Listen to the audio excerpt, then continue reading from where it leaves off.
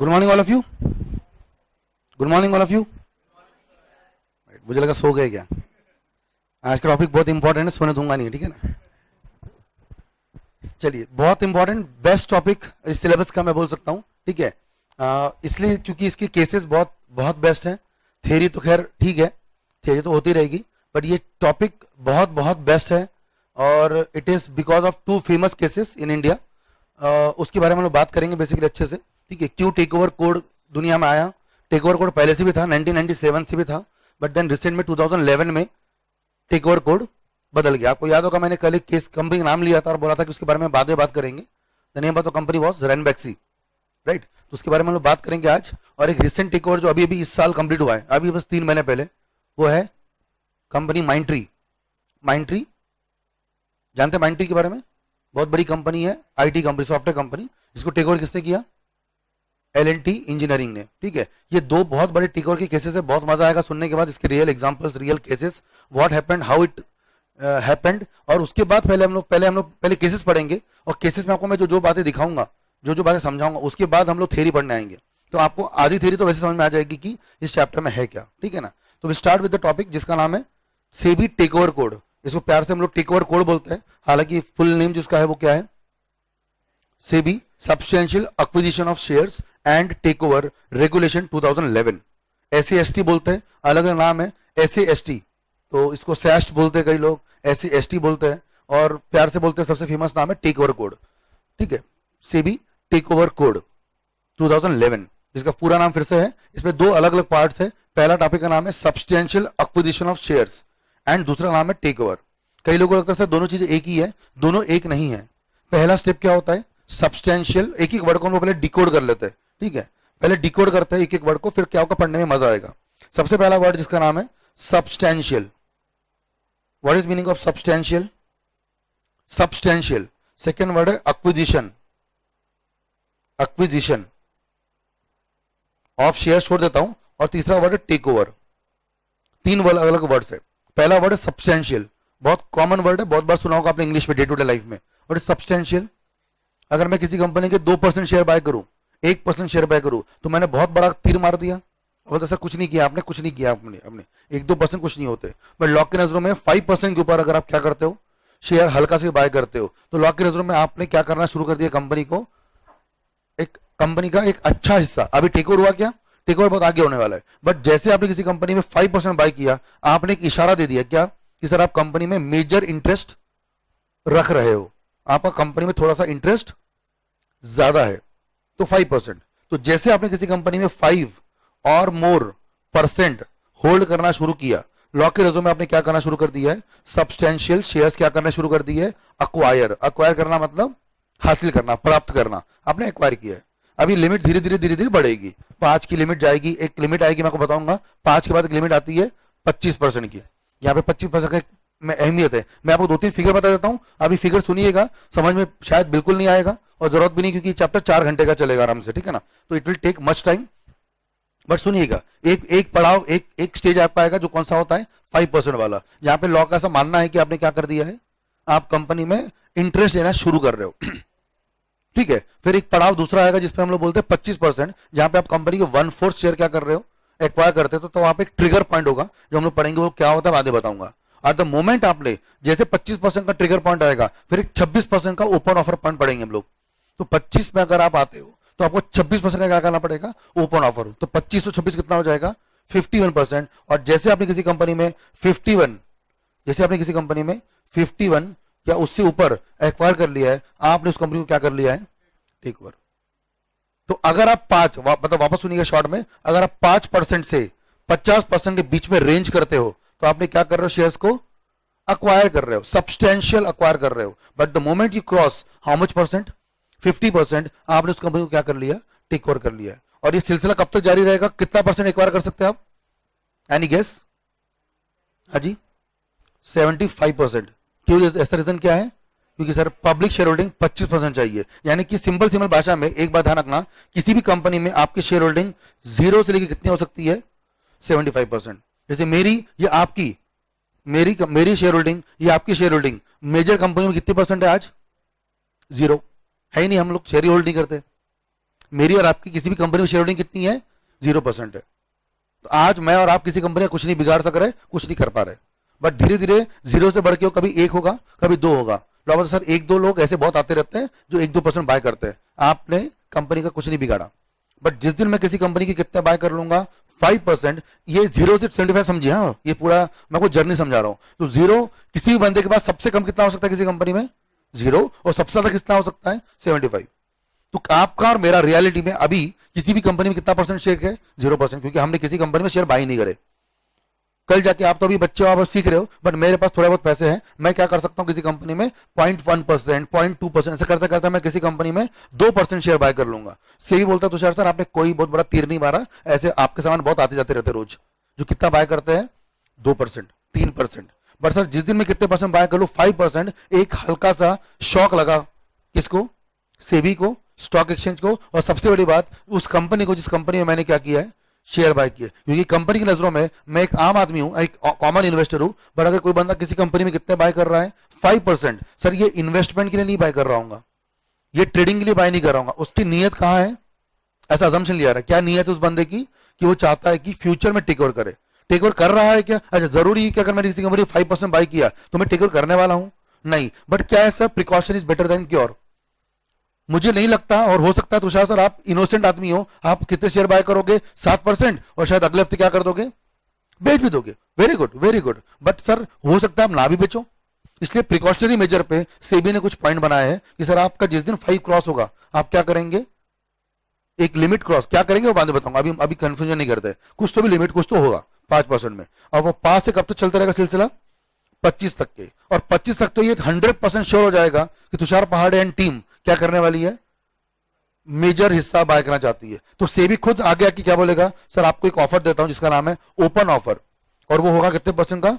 26% का। और जैसे आपने 25% के बाद 26% का ओपन ऑफर किया तो 25 और 26 कितना हो जाता है? 51%। और लॉ के नजरों में थर्ड स्लैब आती है 51 एंड अबव, और आपने इस कंपनी को क्या कर लिया? Take over. और ऐसा करके 51 के बाद 60, 70, 72, मैक्सिमम 75 बाय कर सकते हो। उसके ऊपर आपको एक फूटी कौड़ी नहीं मिल सकती चाह कर भी, क्योंकि बाकी के शेयर किसके पास रहेंगे? पब्लिक के पास। तो ये जर्नी है पूरी। और प्लीज एक ध्यान रखना, टेक ओवर कोड में सेबी मना नहीं कर रहा। एक बात क्लियर कर लो दिमाग में 2-3 चीजों को। सेबी चाहता है कि टेक ओवर हो, अच्छे से हो, बट जब हो तो छुप छुपा के नहीं हो, पब्लिकली हो, पब्लिकली हो, और सबको बता के हो। और ये कंसेप्ट हमारा है किसका? ठीक है। दूसरी चीज, 2-3 एग्जाम्पल पढ़ लेते पहले, फिर बात करेंगे, ठीक है ना। लेट से एग्जाम्पल सुनिएगा। एक कंपनी है भारत फोर्ज, ठीक है, ध्यान सुनिएगा। भारत फोर्ज, या मैं लेता हूं गोदरेज, गोदरेज कंपनी है, ठीक है। अब गोदरेज कंपनी, या मैं और एक और नाम दूसरा लेता हूं, विप्रो, जो साथ आपको ज्यादा याद रहेगा, ठीक है ना। विप्रो, विप्रो के एमडी या सीईओ का नाम पता है? जो हेड है विप्रो के? अजीम प्रेमजी, ठीक है, अजीम प्रेमजी, प्रेम जी। इनके पास विप्रो की सबसे ज्यादा शेयर होल्डिंग है, ठीक है, सबसे ज्यादा शेयर होल्डिंग है। अब अजीम प्रेम जी सुनिए अच्छे से, आप आप लोग और हम लोग क्या है? विप्रो में शेयर होल्डर है। क्यों शेयर होल्डर है विप्रो में? क्योंकि हमको लगता है कि अजीम प्रेम जी जो है वो कौन है? कंपनी के बेस्ट मैनेजिंग डायरेक्टर है, बेस्ट सीईओ है, बेस्ट करे थे कंपनी को क्या करते हैं? मैनेज करते हैं। इसलिए शायद मैंने उस कंपनी की कैश बाय की है, शेयर होल्डिंग बाय की है। अब एक दिन एक बंदा आता है जिसको हम लोग बोलते हैं इस कहानी में एक्वायरर, एक्वायरर आएगा, जिसने क्या किया? प्रेम जी को ऑफर किया कि सर आप हमको अपने क्या कर दो? शेयर होल्डिंग बेच दो। मैं आपको जो रेट है market rate, let's say market rate 430 rupees का है, मैं आपको कह दूंगा उसके बदले में 730 रुपीज दूंगा। अब प्रेम जी ने क्या सोचा कि यार बहुत हो गई, मेरी उम्र भी हो गई है, अब मुझे कंपनी चलानी भी नहीं है। तो व्हाट प्रेम जी डिसाइड्स कि मैं अपने शेयर होल्डिंग किसको बेच दूं? एक्वायरर को बेच दूं। तो प्रेम जी ने अपने शेयर्स क्या कर दिया? एक्वायरर को बेच दिया, बदले में कितने रुपए पकड़ लिया? 730 रुपीज पकड़ लिया। तो प्रेम जी तो निकल लिया, क्या लेकर? पैसे लेकर। फंसा कौन? इन्वेस्टर्स, क्योंकि वो आए थे उस कंपनी में क्या सोचकर कि अजीम प्रेम जी प्रमोटर है, डायरेक्टर है, और हो सकता है जो नया एक्वायरर है वो इन्वेस्टर को रास नहीं आ रहा, पसंद नहीं आ रहा है, तो investor want to quit. Now what rate they will quit? 730। अच्छा, दो चीजें, प्रेम जी निकले 730 में, बट मार्केट प्राइस 430 था, और जिस दिन मालूम पड़ेगा प्रेम जी ने अपने शेयर बेच दिए किसको? एक्वायरर को, प्राइस कितनी जाएगी? 430 से ऊपर की नीचे? नीचे। पता ही होगा 230। मतलब प्रेम जी तो साला 500 रुपए लेके निकल गए एक्स्ट्रा। और हम रहेंगे कितने में, 230 में, 200 में, शायद 150 में, क्योंकि प्रेम जी निकल लिए अपना मेजर स्टेक बेचकर, तो मार्केट में प्राइस होगी धड़ाम से नीचे। और ऐसे में आप जैसे इनोसेंट इन्वेस्टर जिसके लिए सेबी चिंतित हमेशा होता है, वो टेंशन में आ गया और वो बोलेगा अक्वायरर को, वो अक्वायरर को क्या बोलेगा, अब सुन बेटा, अब तो तुमको क्या करना पड़ेगा, आप तो को और शेयर बाय करने, आप तो को और बाय करने, सुनिए, अब तूने किए इतने, आप तो और बाय करेगा। किससे बाय करेगा, इन्वेस्टरों से। कौन से रेट पर, अब तो बीच में नहीं रहेगा, या तो 25 से नीचे रहना था तेरे को, याद है ये फ्लो चार्ट, आपको 25 से नीचे रहना था, अब तूने 25 टच किया ना, आप तो 26% क्या देना पड़ेगा, ओपन ऑफर देना पड़ेगा, और अब तो सबसे लेना पड़ेगा। हाँ वो अलग बात है अगर उनको नहीं देना है, वो अलग बात है, याद है कल का एग्जांपल, डीलिस्टिंग में अगर नहीं देना वो अलग पॉइंट है, बट आपको देना पड़ेगा, क्योंकि इन्वेस्टर बेचारे कितने में रहेगा अब, 230 में, प्रेम जी निकल गए 730 में, यानी मजे दो लोगों को मिल रहे हैं, एक तो प्रेम जी को और ऊपर से एक्वायरर को।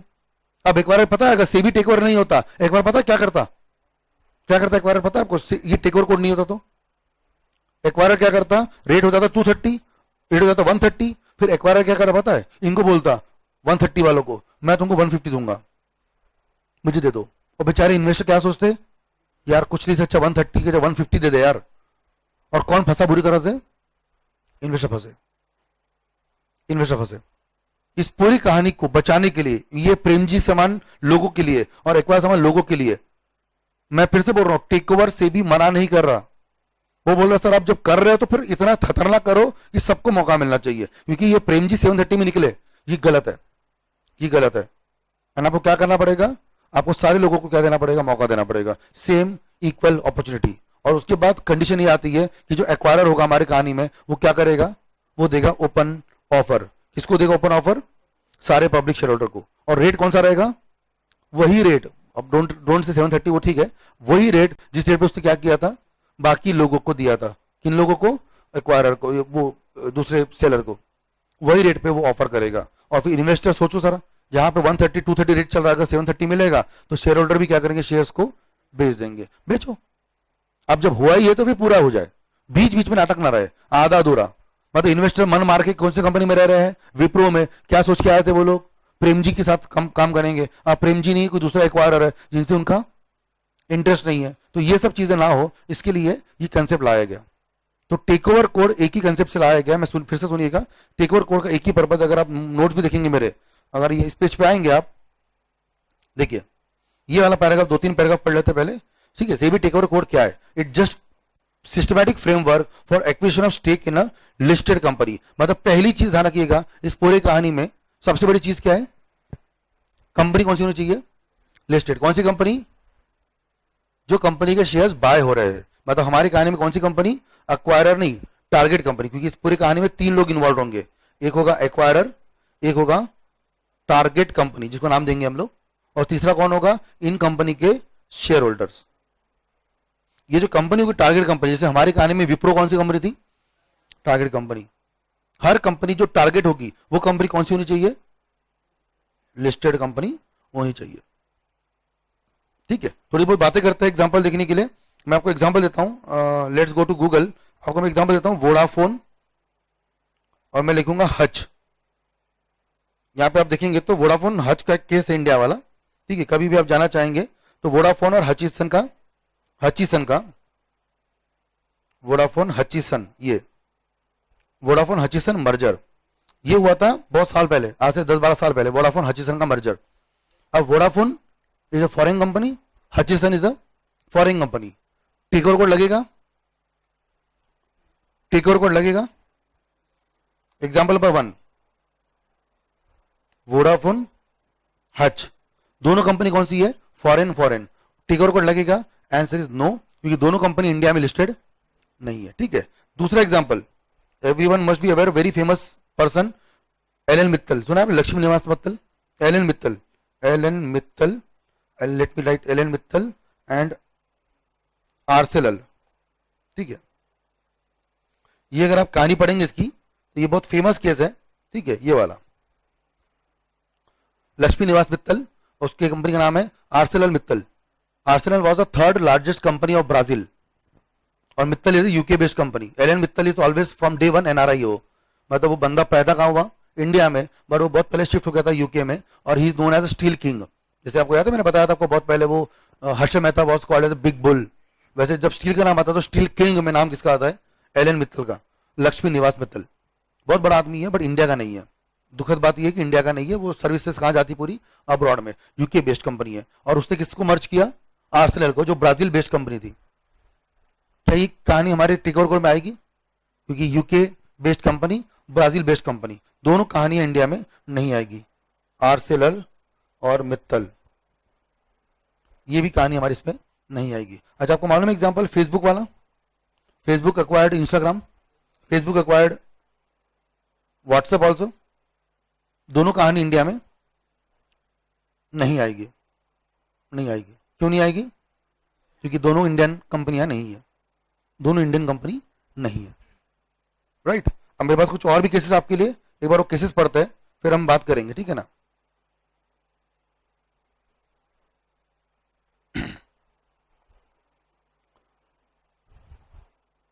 चलिए सामने देखिएगा आप लोग, मैं कुछ केसेस ले रहा हूं आपके सामने। सबसे पहला केस देखिएगा, 1983 London based NRI Swaraj Paul sought to control the management of two Indian companies, Escort Limited और साथ में एक कंपनी जिसका नाम है DCM, Delhi Cloth Mill, DCM, by picking up their shares from the stock market. While he was ultimately unsuccessful, but जो Paul का hostile takeover का जो ये था, क्या बोलते हैं, अटेम्प्ट था, वो बहुत बड़ा अटेम्प्ट था, दोनों में फेल हो गया वो। बस स्वराज पॉल ये इंडियन बेस्ड बंदा नहीं था, ये कहाँ का बेस्ड था, लंदन बेस्ड। तो इससे ट्राई किया था एस्कॉर्ट लिमिटेड और DCM को बाय करना। He tried to buy these two companies, though he was unsuccessful, but then he tried. क्या ये टेकओवर कोड में आता, अगर होता तो आता ही नहीं आता, आ सकता था, क्योंकि बंदा लेने वाला एक्वायरर बाहर का है, बट जो दोनों कंपनियां देख रहे हो आप, एस्कॉर्ट्स और DCM, ये इंडियन कंपनी है, ठीक है। दूसरा एग्जांपल, एक और एग्जांपल देखते हैं। 1998 में India cement limited ICL is in its hostile bid for Rasi Cement Limited made an open offer for RCL shares of 300 per share। अब उस समय 1997 का एक्ट चलता था, पता है, मैंने बताया था आपको, जब मैं पढ़ता था 2005, 6, 7 में, तब चलता था टेकओवर कोड 1997। फिर 2011 में कौन सा टेकओवर कोड आया, नया वाला, जो आप लोग पढ़ रहे हो, जो रिसेंट में चल रहा है, वो 2011 वाला है। बट ये जो केस है 1998 का, तब चलता था 1997 वाला, तब फिगर उल्टी थी, पता है, जो मैंने बताया ना 25% वाली लिमिट, वो 25% पहले कितनी थी, 15% थी। जो 75% थी, 75%, वो कितनी थी उस समय, 55%। फिगर्स बहुत अलग अलग थी उस समय, ठीक है, बट अभी आपको कुछ करना नहीं, उस समय क्या था, उसमें 15% स्ट्राइक था। सुनिए फिर से, 1998 में ICL इंडियन सीमेंट लिमिटेड जो कंपनी थी, उसने राशि सीमेंट लिमिटेड को एक्वायर करने की बात की एट द रेट ऑफ 300 पर share at the time when the share price of stock exchange was how much, 100। और यही तो होना चाहिए, मार्केट रेट अगर 100 है तो कितने में ऑफर करेंगे आप, ज्यादा में ऑफर करेंगे, ठीक है ना। In this case, investors felt cheated as the promoter themselves sold out their share to the acquirer, leaving little room for the tenders of share। ये जो हुआ, मैंने अपनी कहानी बताई, कौन सी वाली, विप्रो वाली कहानी थी, उससे मैच हो रही है, उससे मैच हो रही है विप्रो वाली कहानी, इसलिए मैंने आपको पहले विप्रो वाली कहानी बना के दिखाई। विप्रो वाली एग्जांपल रॉन्ग है, बस इतना ही फर्क है। विप्रो वाला एक ही एग्जांपल मैंने जो लिया वो रॉन्ग है, बाकी जो भी पढ़ाऊंगा मैं आपको इस एग्जांपल में वो रियल केसेस बताऊंगा। बट विप्रो वाला एग्जांपल इसलिए लिया क्योंकि पहले आप क्या कर लो, एक बैकग्राउंड ले लो। ये वही वाली हो गई, क्योंकि यहाँ पे investor felt cheated because promoter themselves sold out their shares. उन्होंने पहले अपना स्टेक क्या कर दिया था, सोल्ड कर दिया था। और ऐसे में however ICL also brought the shares out of FIIs in the open offer and उनका होल्डिंग कितना हो गया था, 85 सर्टिफाई हो सकता था होल्डिंग, यस हो सकता था, क्योंकि केस कब का था, 1998 का। आज 85 नहीं हो सकता, कितना हो सकता है, 75, बट उस समय के रूल्स अलग थे, ठीक है। वन मोर केस, अक्टूबर 2000 में अभिषेक Dalmia, he made an open offer to acquire how many shares, 45% shares of Jesco Corporation Limited at a rate of 23 per share in total। Dalmia साहब उन्होंने सोचा कि कितने में शेयर में बाय करूंगा, 23 रुपए पे। कौन सी कंपनी के शेयर, जेस्को के, ठीक है। This transaction entered into a drama of hostile takeover. क्यों, because the promoter was saying कि हमको टेकओवर नहीं करवाना है, बट बाद में यही हुआ, पता है, पूरी कहानी पलट गई when the promoter of GESCO and Dalmia group announce to have reached an amicable settlement. मतलब पहले तो इन्होंने कौन सा नाटक दिखाया, दे शोड नाटक, दे शोड ड्रामा, इसलिए लिखा हुआ है that it was a drama. Drama इसलिए था क्योंकि व्हाट दे वर प्रिटेंडिंग, क्या प्रिटेंड हो रहा था कि Abhishek Dalmia want to acquire but GESCO want to save themselves. वो चाहता था कि हम अपने कंपनी को टेक ओवर ना होने दे। उन्होंने बहुत नाटक किया, मतलब मैनेजमेंट ऑफ जेस्को, मतलब इस कहानी में हो कैसे गया, अगर मैं डायग्राम बनाऊं आपके लिए, ठीक है, तो हो कैसे गया, एक हो गया अभिषेक दालमिया और एक कौन सी होगी कंपनी, जेस्को। ये कंपनी कौन सी होगी, टारगेट कंपनी। अभिषेक दालमिया कौन हो गया, acquirer. Abhishek Dalmiya becomes acquirer in case, ये हो गई कौन सी कंपनी, टारगेट कंपनी। और ये दुनिया को क्या बताते हैं हमेशा कि सर हम लोग क्या बन रहे हैं, हम लोग बन रहे हैं अग्रीव्ड पार्टी, हमको टेक ओवर करने में हिस्सा नहीं लेना है, ऐसे लोगों को समझाया। बट एक दिन ऐसा हो गया कि जेस्को कंपनी के जो बीओडी थे या प्रमोटर थे, इन्होंने साठगांठ कर ली, इन्होंने क्या कर लिया, एक पैचअप कर लिया। किससे पैचअप कर लिया, अभिषेक दालमिया से, और उसको शेयर बेच दिया। ठीक है, पूरा पढ़िए। Until the promoter, fourth line देखिएगा, until the promoter of Jesco Corporation and Dalmia Group announced to have reached an amicable settlement in the battle of Jesco। और इससे हुआ ये कि डालमिया ने क्या कर लिया, 10.5% स्टेक बाय कर लिया राइट वे, किससे, जेस्को से 10.5% स्टेक बाय कर लिया। और फिर जेस्को ने जैसे उनको बिड कर दिया, फिर क्या करना पड़ा उनको, ओपन ऑफर देना पड़ा, उन्होंने ओपन ऑफर से बाय भी कर लिया। तो ये भी एक एग्जांपल था, रियल एग्जांपल 2000 साल का, जिसमें अभिषेक दालमिया वाला केस आया। ठीक है, फिर फोर्थ केस एक और देखेंगे 2008। ठीक है, इसमें दो फेमस नाम सुने होंगे आपने, इमामी और झंडू। ये दो लोगों में टेक ओवर की बात हुई, जब Emami acquired 20.4% of the stake in Zandu from the Vaidyas, जो उनके फाउंडर्स थे, को फाउंडर थे। तो झंडू जानते हैं आप ग्रुप, ठीक है, झंडू बाम या फिर उसके अलग अलग जो प्रोडक्ट्स आते हैं, उस कंपनी के शेयर्स को 24% को बाय किया। और इमामी भी उसी कंपनी में, उसी कैटेगरी में रिच करती है, उसी काम में इन्वॉल्व है। ठीक है ना, तो इमामी ने भी क्या किया, 24% स्टेक बाय कर लिया, किसमें, झंडू में। कितना, 6,900 पर शेयर के हिसाब से बाय कर लिया। और फिर बाद में क्या देना पड़ा उनको, ओपन ऑफर देना पड़ा, कितने परसेंट का, 20% का। अच्छा, ये भी 2008 का केस है, मतलब कब का केस है, 2011 के पहले का। तब ओपन ऑफर कितना होता था, 20%। अब ओपन ऑफर कितना होता है, 26%। वो अभी पढ़ेंगे, बट उस जमाने में ओपन ऑफर कितना था, 20% था। तो उन्होंने ओपन ऑफर दिया, आगे पढ़िए, ओपन ऑफर दिया और फिर बाद में क्या किया, followed with co-founder giving them 18% stake after 4 months of futility to save the company and 750 crore was the consideration paid by Emami. And उन्होंने कितना परसेंट स्टेक बाय किया उस कंपनी में, फिर धीरे धीरे करते करते, मतलब स्टार्टिंग ऐसे किया था 24% से, फिर 20% का ऑफर दिया, ऐसे करते करते करते उन्होंने कितना बाय कर लिया, 72%। वो कंपनी क्या बन गई, इमामी झंडू कंपनी की ओनर, या मतलब टेक ओवर हो गया। बट टेक ओवर के पहले उन्होंने क्या किया, धीरे धीरे शेयर्स क्या किए, सब्सटेंशियल एक्वायर किए। ये लास्ट 2008 का केस था, जो कौन से साल का केस था, पुराने टेक ओवर कोड का। अब 2012 जो लास्ट केस है, जो फेमस केस है, उसमें आपने नाम सुना होगा, IVRCL कंपनी, लिस्टेड कंपनी है, उसमें केस हुआ था। Subhash Chandra sought the control of IVRCL and infra company and promoter in the target company had only 11%। सबसे बड़ी पंगा यही हुआ, प्रमोटर के पास थे कितने शेयर्स, इसलिए मैं बताऊं रियल लाइफ में जो बड़े बड़े कंपनी होती है उनकी प्रमोटर के पास कितने शेयर होते हैं, 47%, 50%, 60%। Why promoter keep with them much share holding, क्योंकि टेक ओवर ना हो पाए। ये आपको पूरा बताऊंगा अच्छे से, क्योंकि अभी तक तो ये सिर्फ अपन कुछ केसेस पढ़ रहे हैं। मैं आपको 2 केस बताऊंगा बहुत फेमस वाले, जिसके जैसे ये पूरा का पूरा टेक ओवर कोड हमारे सामने में। ठीक है ना, एक तो केस ऑफ रैनबैक्सी जो 2008 में हुआ था, जिसके बाद ही 2011 का क्या बदलना पड़ गया, टेक ओवर कोड। बहुत फेमस केस है रैनबैक्सी का। और एक रिसेंट केस अभी अभी खत्म हुआ है और बहुत बड़ा ड्रामा चला, मतलब लोग मानते हैं, कभी आप गूगल करेंगे तो मालूम पड़ेगा आपको कि अपने इंडिया की अब तक की हिस्ट्री का सबसे बड़ा केस अगर कुछ हुआ होगा टेक ओवर का, तो वो है माइंट्री और LNT वाला। ये लेटेस्ट केस है जो सबसे बड़ा केस है।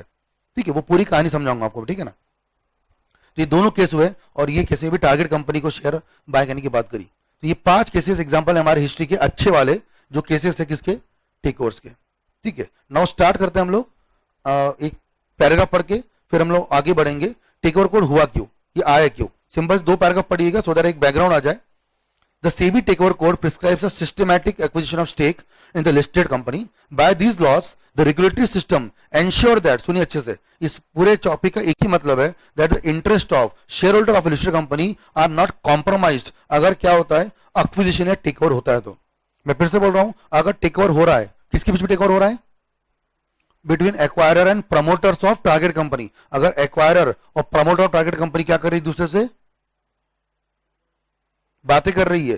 फिर से समझा देता हूं एग्जांपल वापस से, विप्रो वाला एग्जांपल भूलना मत। ठीक है, विप्रो का एग्जांपल भूलना मत। अगर मान लो वापस से विप्रो कंपनी, उसकी प्रमोटर का नाम अजीम प्रेमजी, विप्रो कंपनी को एक्वायर करने का काम कौन कर रहा है? मैं कर रहा हूं। Tushar Pandey want to acquire the shares of Wipro. सबसे पहले मैं किसको अप्रोच करूंगा?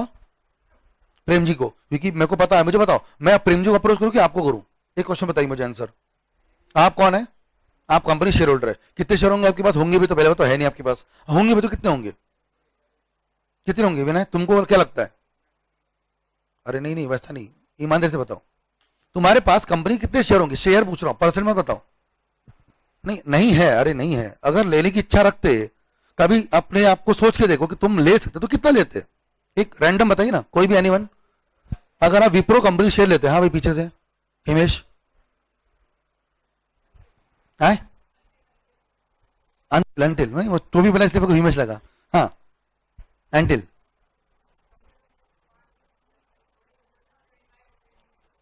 25%, 25 शेयर आप अकेले 25% ले लेते? मैं आप समझे नहीं मेरे क्वेश्चन। आप अपने आप को सोचिए, आप कौन है, आपके पास कितने पैसे है, फंडिंग कितनी है। ठीक है, मैं आपको थोड़ा और ढंग से बताता हूं। विप्रो कंपनी का 10,000 करोड़ के शेयर है, 10,000 करोड़ के शेयर है। आप अपने आप को देखो थोड़ा, पहले अपने आप को, अपना बैकग्राउंड देखो और ये पता करो कि अगर आप शेयर बाय करते भी तो कितने बाय करते? हाँ जी, 50% की 50 शेयर, 50 शेयर। तो ये ईमानदारी आंसर है, 50 शेयर बाय करते। वो भी उनको अगर मैं बताऊं कि भाई एक शेयर कितने का है, अगर 5,000 का है तो 2.5 लाख के, तो वो भी कम करेंगे। बट ठीक है, चलो मैं 50 शेयर भी दे देता इसको। But she has give genuine answer, 50 share ले रही है। और कोई आंसर? प्रेरणा, अगर लेंगे भी तो कितना लेंगे? ऐसे ही 10, 15, 20 शेयर, 50 शेयर, 100 शेयर, क्योंकि एक शेयर 2,500 रुपए, 3,000 रुपए का शेयर है। सब अपने अपने हिसाब से यही बताएंगे। अब मुझे बताइए, मैं तुषार पांडे, मैं एक्वायरर हूं, मैं इनके पास प्रियंका ना, मैं प्रियंका के पास आके क्या बोलूं? मुझे 50 शेयर देते, मैं तेरे को अच्छे पैसे देता हूं। मैं इसे ले भी लूंगा तो क्या बिगाड़ लूंगा कंपनी का? बात समझिए, मैं क्या कर लूंगा? तो मुझे बताइए, मैं आपके पास आऊं बाय करने के लिए शेयर्स, कि मैं प्रेम जी के पास जाऊं? क्योंकि मैं आपसे पूछते पूछते थक जाऊंगा, क्योंकि आपके पास है ही नहीं कुछ, ट्रस्ट में आपके पास कुछ नहीं है। चिल्लर होंगे 5-10 शेयर, 15 शेयर, 20 शेयर, 50 शेयर। बहुत अगर रईस होंगे तो 500,000 शेयर, बहुत रईस होंगे तो 1,000 शेयर ऑफ 2,000 एच, मतलब 20 लाख के शेयर।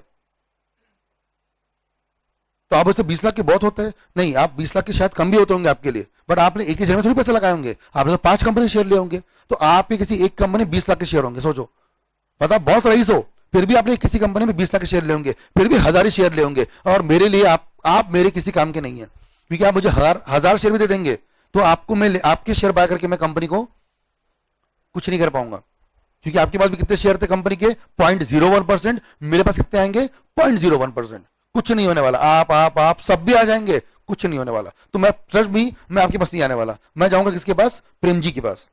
प्रेम जी, सर आपके पास कितने शेयर है? मेरे पास तो 30% शेयर है। हाँ, वाह वाह, दे दो सर। देंगे क्या मुझे शेयर? अगर आप मुझे अपने शेयर दे देंगे, प्रेम जी को पूछता हूं, अगर आप मुझे अपने शेयर दे देंगे तो मैं आपकी कंपनी को एक्वायर कर लेता हूं। प्रेम जी तो आंसर देंगे, या तो हाँ या तो ना। वो हाँ बोलेंगे तो कौन सा टेक ओवर होगा? फ्रेंडली टेक ओवर होगा। और वो मुझे 30% शेयर दे रहे हैं, बट मैं 30% शेयर करके क्या कर रहा हूं? कंपनी का कंट्रोल अपने हाथ में ले रहा हूं। अच्छा, एक बात सुनना अच्छे से, अगर मैं 30% भी शेयर ले लूं तो क्या मेरा कंपनी में कंट्रोल है कि नहीं है? मैंने टेक ओवर किया क्या? टेक ओवर नहीं किया, बट क्या मेरा कंट्रोल है कि नहीं है? Anyone can tell me how by control is there? Any best answer? क्या मेरा कंपनी में कंट्रोल है कि नहीं है? आपने एसोसिएट कंपनी बोला, मैं पूछ रहा हूं कंट्रोल है कि नहीं है? कैसे कंट्रोल है? बेस्ट आंसर बताइए मुझे। क्या मैं एसआर पास कर सकता हूं? क्या मैं ओआर पास कर सकता हूं? फिर मेरा कंट्रोल कैसे है? क्या मैं एसआर पास कर सकता हूं? मेरे पास 30% शेयर होल्डिंग किसकी? विप्रो की। मेरे पास कंट्रोल है कि नहीं? देखो, मजेदार कंट्रोल तो कब आएगा? 51 टच कर लो, फिर तो अगर आप ये भी बोलो ना कि मेरे पास कंट्रोल नहीं है, नहीं है, नहीं है, गवर्नमेंट बोलता है सर तुम्हारा कंट्रोल है, क्योंकि तुम अकेले दम पे क्या कर सकते हो? ओआर पास करवा सकते हो, तो तुम्हारा कंट्रोल है। अच्छा, तुम 51% शेयर होल्डिंग है तो बाकी कितनी होंगी? 49। तो तुम बीओडी भी चेंज करवा सकते हो, तुम बहुत कुछ कर सकते हो। तो अगर आपका 51% है तो आई एम नॉट आस्किंग यू ये कंट्रोल है क्या, ये तो डीम्ड है। ये अगर 51 है तो कंट्रोल है ही। बात चल रही है अगर आपके पास 30% शेयर होल्डिंग है, क्या आपके पास कंट्रोल है कंपनी का? यस और नो? जल्दी बताइए। Answer is yes. कैसे यस? आप ओआर पास करवा सकते हो? नहीं। आप एसआर पास कर सकते हो? नहीं। बट आप एसआर पास करवाने से रुकवा सकते हो? आप 30 अगर बोलोगे ना तो 70 हां बोलेंगे, एसआर पास नहीं होगा। आपका बहुत बड़ा कंट्रोल है। मतलब आप हमेशा कौन सी पार्टी में रहोगे, मतलब या उल्टा मान लो, आपको हमेशा लोग कहां रखेंगे, अपने साथ रखेंगे, क्योंकि आपका वोट मैटर करता है। आपके पास कंट्रोल, वैसा कंट्रोल नहीं है। आप बैठे बैठे कुछ नहीं कर सकते, बट आप बैठे बैठे बहुत कुछ बिगाड़ सकते हो, बिगाड़ सकते हो। आपका अगर वोट नहीं रहा ना, और अगर आप एक तरफ पड़ गए 30%, तो 70% लोग अगर हाँ भी बोल दे तो एसआर पास नहीं होगा। और बड़े बड़े एजेंडा में एसआर होता है, चिल्लर एजेंडाओं में ओआर होता है। बट जो एजेंडा इंपॉर्टेंट होते हैं, जैसे alteration of capital clause, register office clause, जो बड़े बड़े मेन एजेंडा है जिसमें कंपनी का पूरा पर्पस बदलता है, वो सारे एजेंडा में क्या पास करना होता है, एसआर। और आपका एसआर, आपको क्या करने की हिम्मत है, आपके पास पलटाने की हिम्मत है। तो आपके रिज्यूमे में आपके पास कंट्रोल है, कंट्रोल है। हाँ, बट आपने एक्वायर नहीं किया है। आपने क्या नहीं किया, सॉरी, एक्वायर मतलब टेक ओवर नहीं किया है, एक्वायर किया है। तो ये 30% शेयर होल्डिंग बहुत इंपॉर्टेंट है, ठीक है। तो मेरे पास क्या आ गया, प्रेम जी की कंपनी में क्या आ गया है, 30% शेयर होगी, शेयर होल्डिंग। अब लॉ बोलते जैसे आपके पास 30% आ गया, मतलब कितना आ गया है, आपके पास 25 से ज्यादा आ गया है। तो आप क्या देंगे अब लोगों को, ओपन ऑफर। क्यों देंगे, इसके 2-3 कारण सुनिएगा। पहला कारण, आप सब लोग कंपनी में क्यों शेयर होल्डर थे, क्योंकि अजीम प्रेमजी थे। तुषार पाड़े आपको पसंद नहीं है, और अब वो तुषार पाड़े कौन बन गया, उस कंपनी का कंट्रोल वाला बंदा बन गया, और आपको पसंद नहीं है। आपको कंपनी क्या करनी है, छोड़नी है। बट आप छोड़ सकते नहीं, क्योंकि सर आप छोड़ेंगे उस समय रेट क्या हो चुका रहेगा, मार्केट में कम हो गया रहेगा। और सेबी को दुख हो रहा है कि सर ये प्रेम जी और तुषार पाड़े ने मजे ले लिए, इनके पैसों पर, इन बेचारों के पैसों पे। तो अब रूल आएगा कि मैं कौन, अक्वायरर, क्या करूंगा अब, टारगेट कंपनी, कौन सी कंपनी, टारगेट कंपनी विप्रो, इसके शेयर होल्डर को क्या दूंगा आज के पास से, ओपन ऑफर। और मैं जैसे प्रेम जी के शेयर मैंने बाय किए थे, जिस टर्म्स पे मैंने प्रेम जी के शेयर बाय किए थे, मैं उसी टाइम पे शेयर आपके बाय करूंगा। और फिर बाय करके मैं, अगर मैं 26% में बाय करूंगा, 26% भी, तो 30 मेरे पास थे, 26 और बाय करूंगा, कितने हो जाएंगे मेरे पास, 56। और 56 पे दो बातें हो जाएंगी, आप सब खुशी खुशी क्या बन जाओ, कंपनी के पूरे मालिक बन जाओ। और उस 26% में जिनको आपके साथ रहना नहीं है वो भी निकल जाएंगे। हाँ, जो नहीं बिड करेंगे उनको, उसका मतलब उनको रहना है कंपनी में, वो रहेंगे। तो प्रमोटर आप रहो, बाकी शेयर होल्डर रहेंगे, वेरी गुड। बट जिनको नहीं रहना है उनको निकलने का मौका मिलना चाहिए, and that is why the concept of take over code is there. तो पर्पस बहुत जरूरी समझना, ठीक है ना। बिकॉज मैं आपको 2 केस बताऊंगा, वापस से बार-बार बोल रहा हूं, उसके पहले I want you to very much sure about the ideology of this topic. Last में, it also protects the interest of minority share holder, which is also fundamental attribute of corporate governance. और हमको हमेशा किसको देखना पड़ता है, majority को नहीं, माइनॉरिटी को। प्रेम जी और तुषार पाड़े ने बात कर ली, ये दोनों कौन से लोग हैं, बड़े लेवल पे।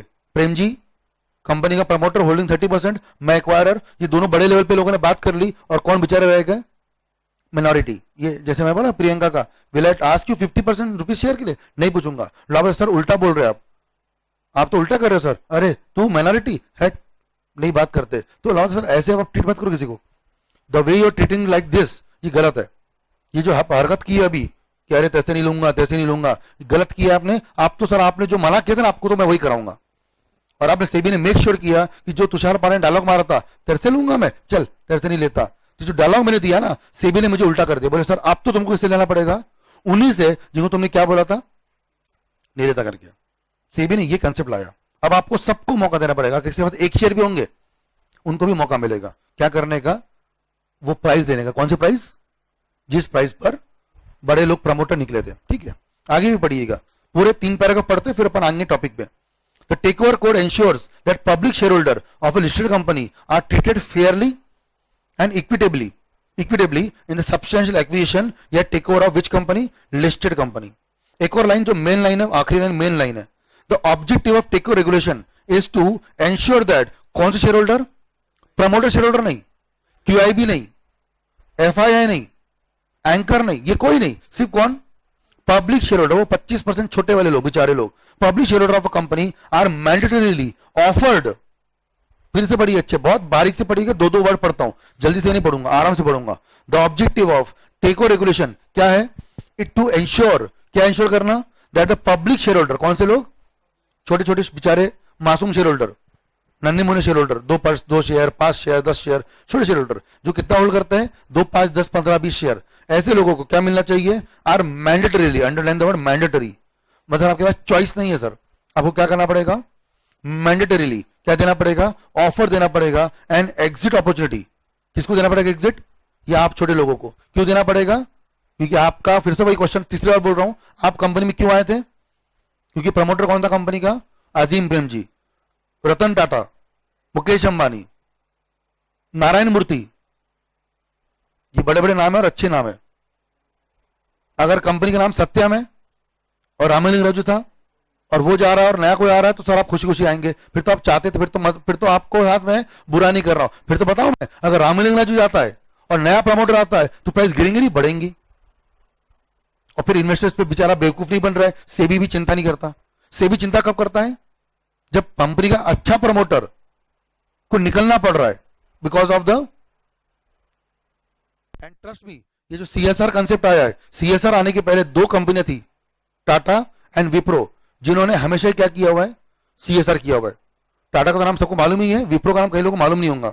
अगर आप कभी गूगल करेंगे अजीम रिमजी के बारे में, टाटा का नाम सब जानते हैं क्योंकि रतन टाटा ने अपने 66.67% डोनेट किए, ये वो तारीफ की बहुत सारी सब जानते हैं, but no one knows about Wipro. Wipro is equally main player for corporate governance and what is CSR. जब सीएसआर आया 2013 में, सर तो 50 साल से सीएसआर कर रहा है सर, सीएसआर क्या होता है ये इन्होंने बताया, तब जाके कंपनी में प्रॉफिट पॉइंट घुसा और बोला गया कि जैसे ये लोग करते हैं ना तुम भी करो, सब करो। ये सीएसआर बाद में आया because of this two companies, Tata and Wipro. 2008-9 में जब कसाब आया था, आपको मालूम है ना, जो कसाब ने जब हमला किया था मुंबई में, तो उसे 2-3 जगह पे हमला किया था, विटी स्टेशन में हमला किया था, नरीमन हाउस में हमला किया था, कामा हॉस्पिटल में हमला किया था, और सबसे मेन होटल ताज होटल में हमला किया था। ताज किसका है, टाटा ग्रुप का है, बाकी लोगों का मुझे मालूम नहीं, बट ताज ग्रुप में जितने भी लोग मरे हैं, जितने लोग घायल हुए, गवर्नमेंट ने पैसे दिए नहीं दिए मुझे मालूम नहीं, बट टाटा ने सबको 1-1 करोड़ रुपए दिया। ये आप, मैं नहीं बोल रहा हूं, आप चेक करिएगा। टाटा को क्या पड़ी है, इससे गवर्नमेंट ड्यूटी, तो गवर्नमेंट का काम है, गवर्नमेंट का शॉर्टफॉल था इसमें कि वो टेररिस्ट घुस गए इंडिया में। Nariman house, VT station, CST station, Cama hospital, एक और वो ये था बहुत अच्छा सा रेस्टोरेंट में था, उसका नाम मुझे याद नहीं आ रहा है, काफी फेमस वो कैफे था, उसके अंदर भी वो लोग घुसे थे, मुझे नाम नहीं याद आ रहा है। और सबसे आखिरी में गए थे ताज होटल में। ओबेरॉय होटल तो ठीक है बड़ा था, मैं छोटा सा कैफे की बात कर रहा हूँ, बहुत अच्छा कैफे था वो, छोटा सा कैफे, वो मेन रोड पर छोटे छोटे टपरी टाइप की होती है, 5-6-10 लोग बैठ जाते, हाँ ऐसे कुछ तो भी था, तो 10-12 लोग बैठते, उस छोटा सा कैफे था, तो वो बहुत फेमस कैफे पहले भी था और अभी भी वो नाम बहुत फेमस है उसमें। अभी भी उन्होंने वहाँ पे बुलेट की जो निशान है वहाँ पे उन्होंने वो रखे, मतलब वो प्रिजर्व करके दिखाने के लिए कि हाँ भाई ये ऐसे टाइप है, तो वो अभी भी बहुत फेमस है, उसका नाम मुझे याद नहीं आ रहा, ठीक है। और आखिरी में दे इवेंट टू ताज होटल, जब एनएसजी आए थे कमांडोज, तो वो कमांडोज उतरे थे हेलीकॉप्टर से, वो कहाँ पे उतरे थे, ताज होटल में, और उन्होंने वहीं से अरेस्ट किया था उनको, जो दो लोग, एक दो लोग बचे थे, बाकी सब तो मारे गए थे। फिर पढ़ाना मुझे ये नहीं था, मुझे पढ़ाना कुछ और है कि ताज वालों में जब हमला हुआ तो बेचारे कुछ इनोसेंट रेसिडेंट वहां पे जो रह रहे थे उस रूम में, वो मारे गए, क्योंकि एनएसजी वाले जो कमांडोज, उनको एक इंस्ट्रक्शन होता है, सामने जो मिलेगा उसको मारना है, ये क्लियर इंस्ट्रक्शन है। National security guard, NSG black commandos होते हैं जो आते हैं इस पे आखिरी टाइम पे, उनको क्लियर इंस्ट्रक्शन, जो सामने आएगा उसको मारना है, द सिंपल स्ट्रेट ऑर्डर।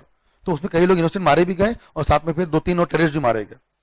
तो जो भी मारे गए नहीं मारे गए, इस पे ड्यूटी किसकी बनती थी पैसे देने की, गवर्नमेंट की, वो जो गवर्नमेंट देता ही, घायलों को 50,000, मरने वालों को 1 लाख, पढ़ते ना पेपर में वैसा। बट ये तो खैर दिया टाटा ने भी दिया, क्योंकि टाटा को ऐसा लगता है कि मेरे होटल में ऐसा हुआ, तो वो उसको बेचारे को बुरा लगा, and he give money. Tata के शहर के नाम पे टाटा नगर बसा हुआ है, आपको पता ही होगा, पूरा शहर ही बसा हुआ है, जमशेदपुर टाटा नगर, जमशेद टाटा के नाम पे। मतलब what I am trying to say, Tata अपने एम्प्लॉय के लिए क्या कर सकता है, ये मिसाल है, मिसाल। टाटा सीएसआर के लिए क्या कर सकता है, मिसाल बनी हुई दुनिया में। और टाटा के साथ साथ एक और नाम है विप्रो का, और इतने एग्जाम्पल इसलिए ले रहा हूं क्योंकि विप्रो का जो मालिक है, ये बिकॉज ऑफ विप्रो तो कंपनी कुछ करेगी नहीं, कोई कंपनी कौन है, आर्टिफिशियल पर्सन, सब कुछ कौन करता है, प्रमोटर। और बेस्ट नाम कौन सा है, अजीम प्रेमजी का, और तुषार पहाड़े उसको निकाल के खुद जाने वाला है। ये शायद कई लोगों को रास नहीं आएगा, कई लोगों को अच्छा नहीं लग रहा है ये वाली बात कि तुषार पहाड़े कैसे प्रमोटर बन जाए। और मैं बुरा हूं या नहीं बुरा हूं ये इंपॉर्टेंट नहीं, लेकिन वो बहुत अच्छा आदमी है, और अगर वो जाएगा तो सब लोग जाएंगे। तो सेवी बोलता है जा रहे तो जान दो उसको, उनको जाने दो, और उनको अब इज्जत से बाहर भेजोगे। मुझे बोल रहा है, मैं कौन हूं, अक्वायरर, मुझे बोल रहा है तुषार सर अजीम प्रेमजी नहीं है तो बेचारों को जाना है, ये जाएंगे और आप इनको छोड़ के आएंगे बाहर तक, इज्जत से छोड़ के आएंगे। व्हाट इज मीनिंग ऑफ इज्जत छोड़ के आएंगे, सर उनको पैसा देंगे आप, कितना पैसा देंगे, उतना ही जो आपने किसको दिया था, प्रेम जी को, और इज्जत से बाहर भेजेंगे उनको आप। ऐसे नहीं बोलेंगे चल निकल 200 रुपए ले ले निकल, ऐसे डायलॉग नहीं मारेंगे आप। अगर आपकी सोच है तो सर मेरे पास टेक ओवर कोड है। तो ये ऐसे सोच वालों के लिए, कौन से सोच वालों के लिए? जो एक्वायरर सोचता था कि मैं तो उनको ले लूंगा, बाकी मेरा कोई मतलब नहीं है। तो ऐसे लोगों के लिए क्या बनाया गया? टेक ओवर कोड बनाया गया। तो मैं फिर से बोलूंगा वापस चौथी बारी, टेक ओवर कोड का पर्पस टेक ओवर अवॉइड करना नहीं है। उल्टा पर्पस ये है, टेक ओवर अगर हो रहा है तो सेबी बोलता मैं भी आऊंगा अब तो, और टेक ओवर करने तुमको हेल्प करूंगा। बट तुम जब आओगे तुम उनको भी लेके आओगे, किसको? इन्वेस्टर को। ठीक है, तो लास्ट लाइन पढ़िए फिर से।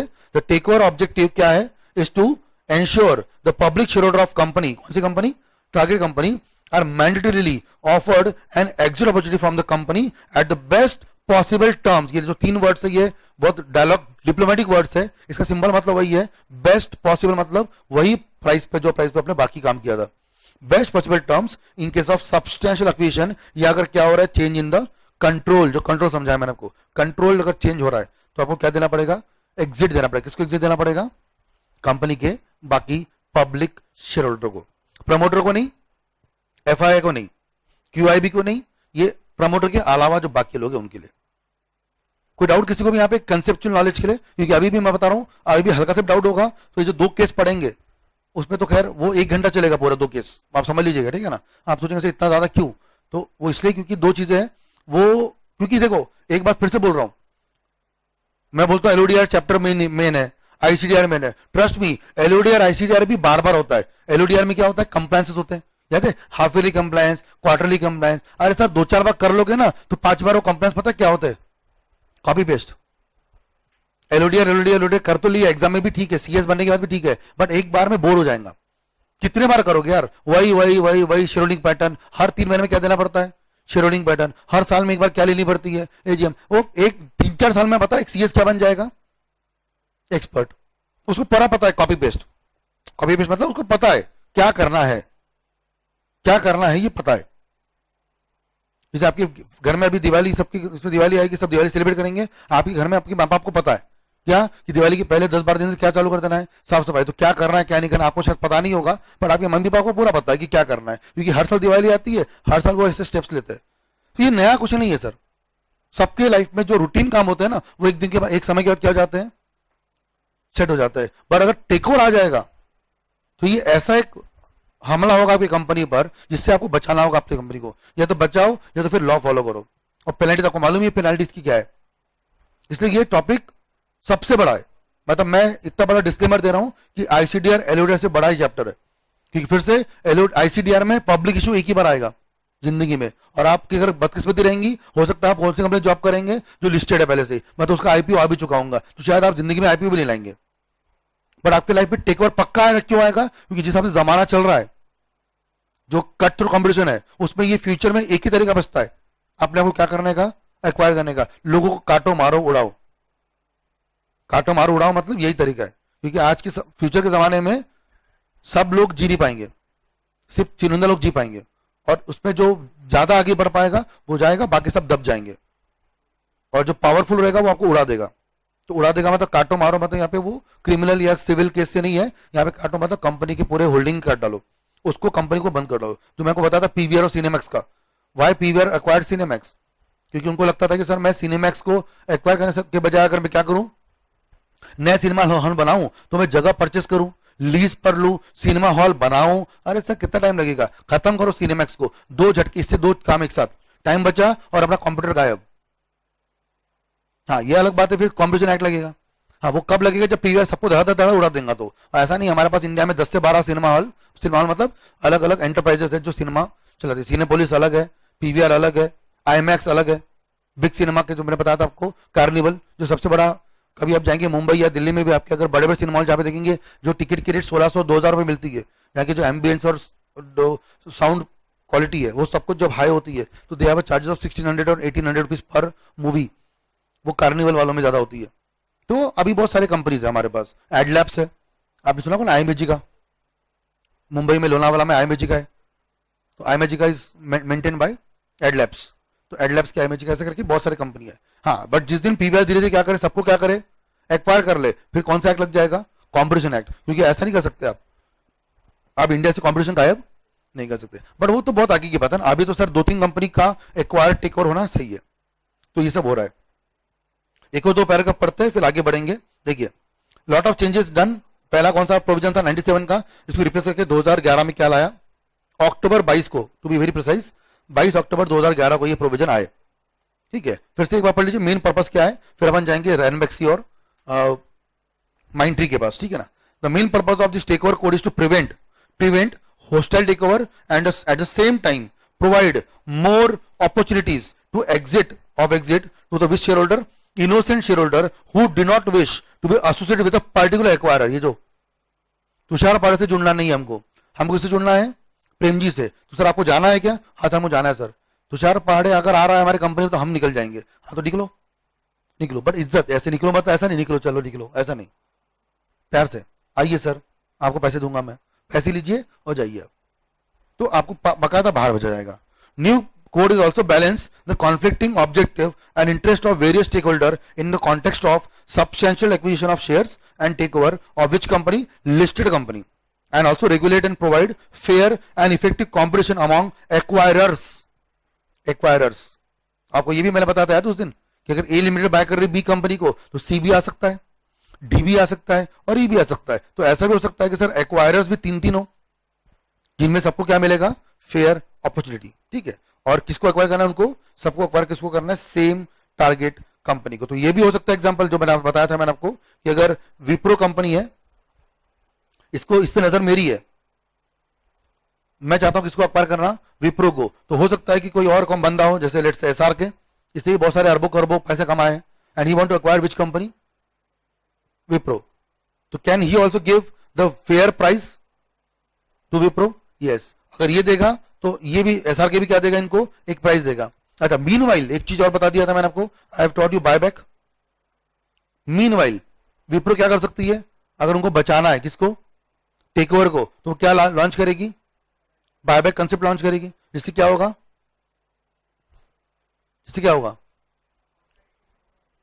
लोगों को क्या मिलेगा, नहीं वही समझाया था मैं आपको बायबैक चैप्टर में, what I have taught you, what people want, पैसा।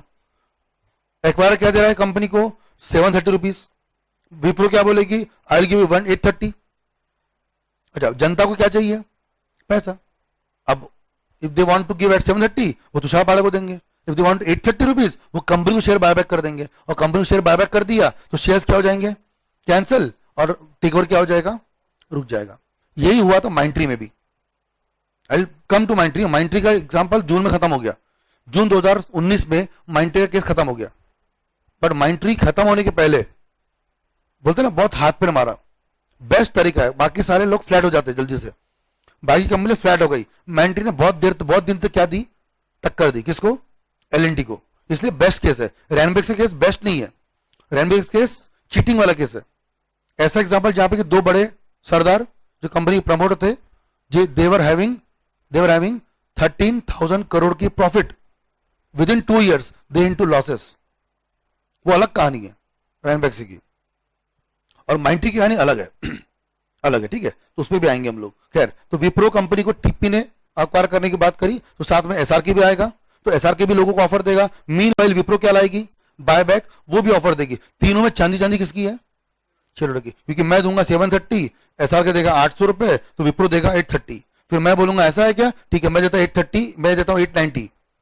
ऐसा क्या बोला, मेरे पास भी बहुत पैसे है, चल 1000 रुपए देता हूं मैं, तो कंपनी बोली कि मैं देती हूँ 1200 रुपए, और जो शेयर अब तक 700 का था वो कहां पे चला गया, 1200 पे। और किसको फायदा मिल रहा है, इन्वेस्टर को, शेयर होल्डर को। सेबी का एक ही पर्पस था जो डे 1 से बताया था, वो पूरा हो गया इस चैप्टर में। क्या पूरा हो गया, 700 की जगह किसको कितने रुपए पकड़ा है उससे आप लोगों को, 1200। और दूसरी चीज, अगर ये कोड नहीं होता, सुनना अच्छे से, अगर ये कोड नहीं होता तो एसआरके को मालूम नहीं पड़ता। पूरा सुनना, अभी रिवर्स पढ़ा रहा हूं। What was the real life, law है तो क्या है, लॉ है तो ऐसा है कि तुषार पाड़े 730 दे रहा है, बट उसको क्या देना पड़ेगा, पब्लिक अनाउंसमेंट, दुनिया को बताना पड़ेगा। क्या बताना पड़ेगा कि मुझे किसको एक्वायर करना है, विप्रो को। तुरंत एसआर के कूद पड़ेगा, कितना रुपए लेकर के, 800 रुपए लेकर के। Meanwhile who will come to know about acquiring, target company, वो फट से क्या लेके आएगी, बायबैक ऑफर। कितना परसेंट बायबैक, 10% की 25%। Tell me the real answer, logic answer, 10% 25%, logical answer, fast करना है 10%, क्योंकि 25% भी कर सकते हैं। क्या करना पड़ेगा?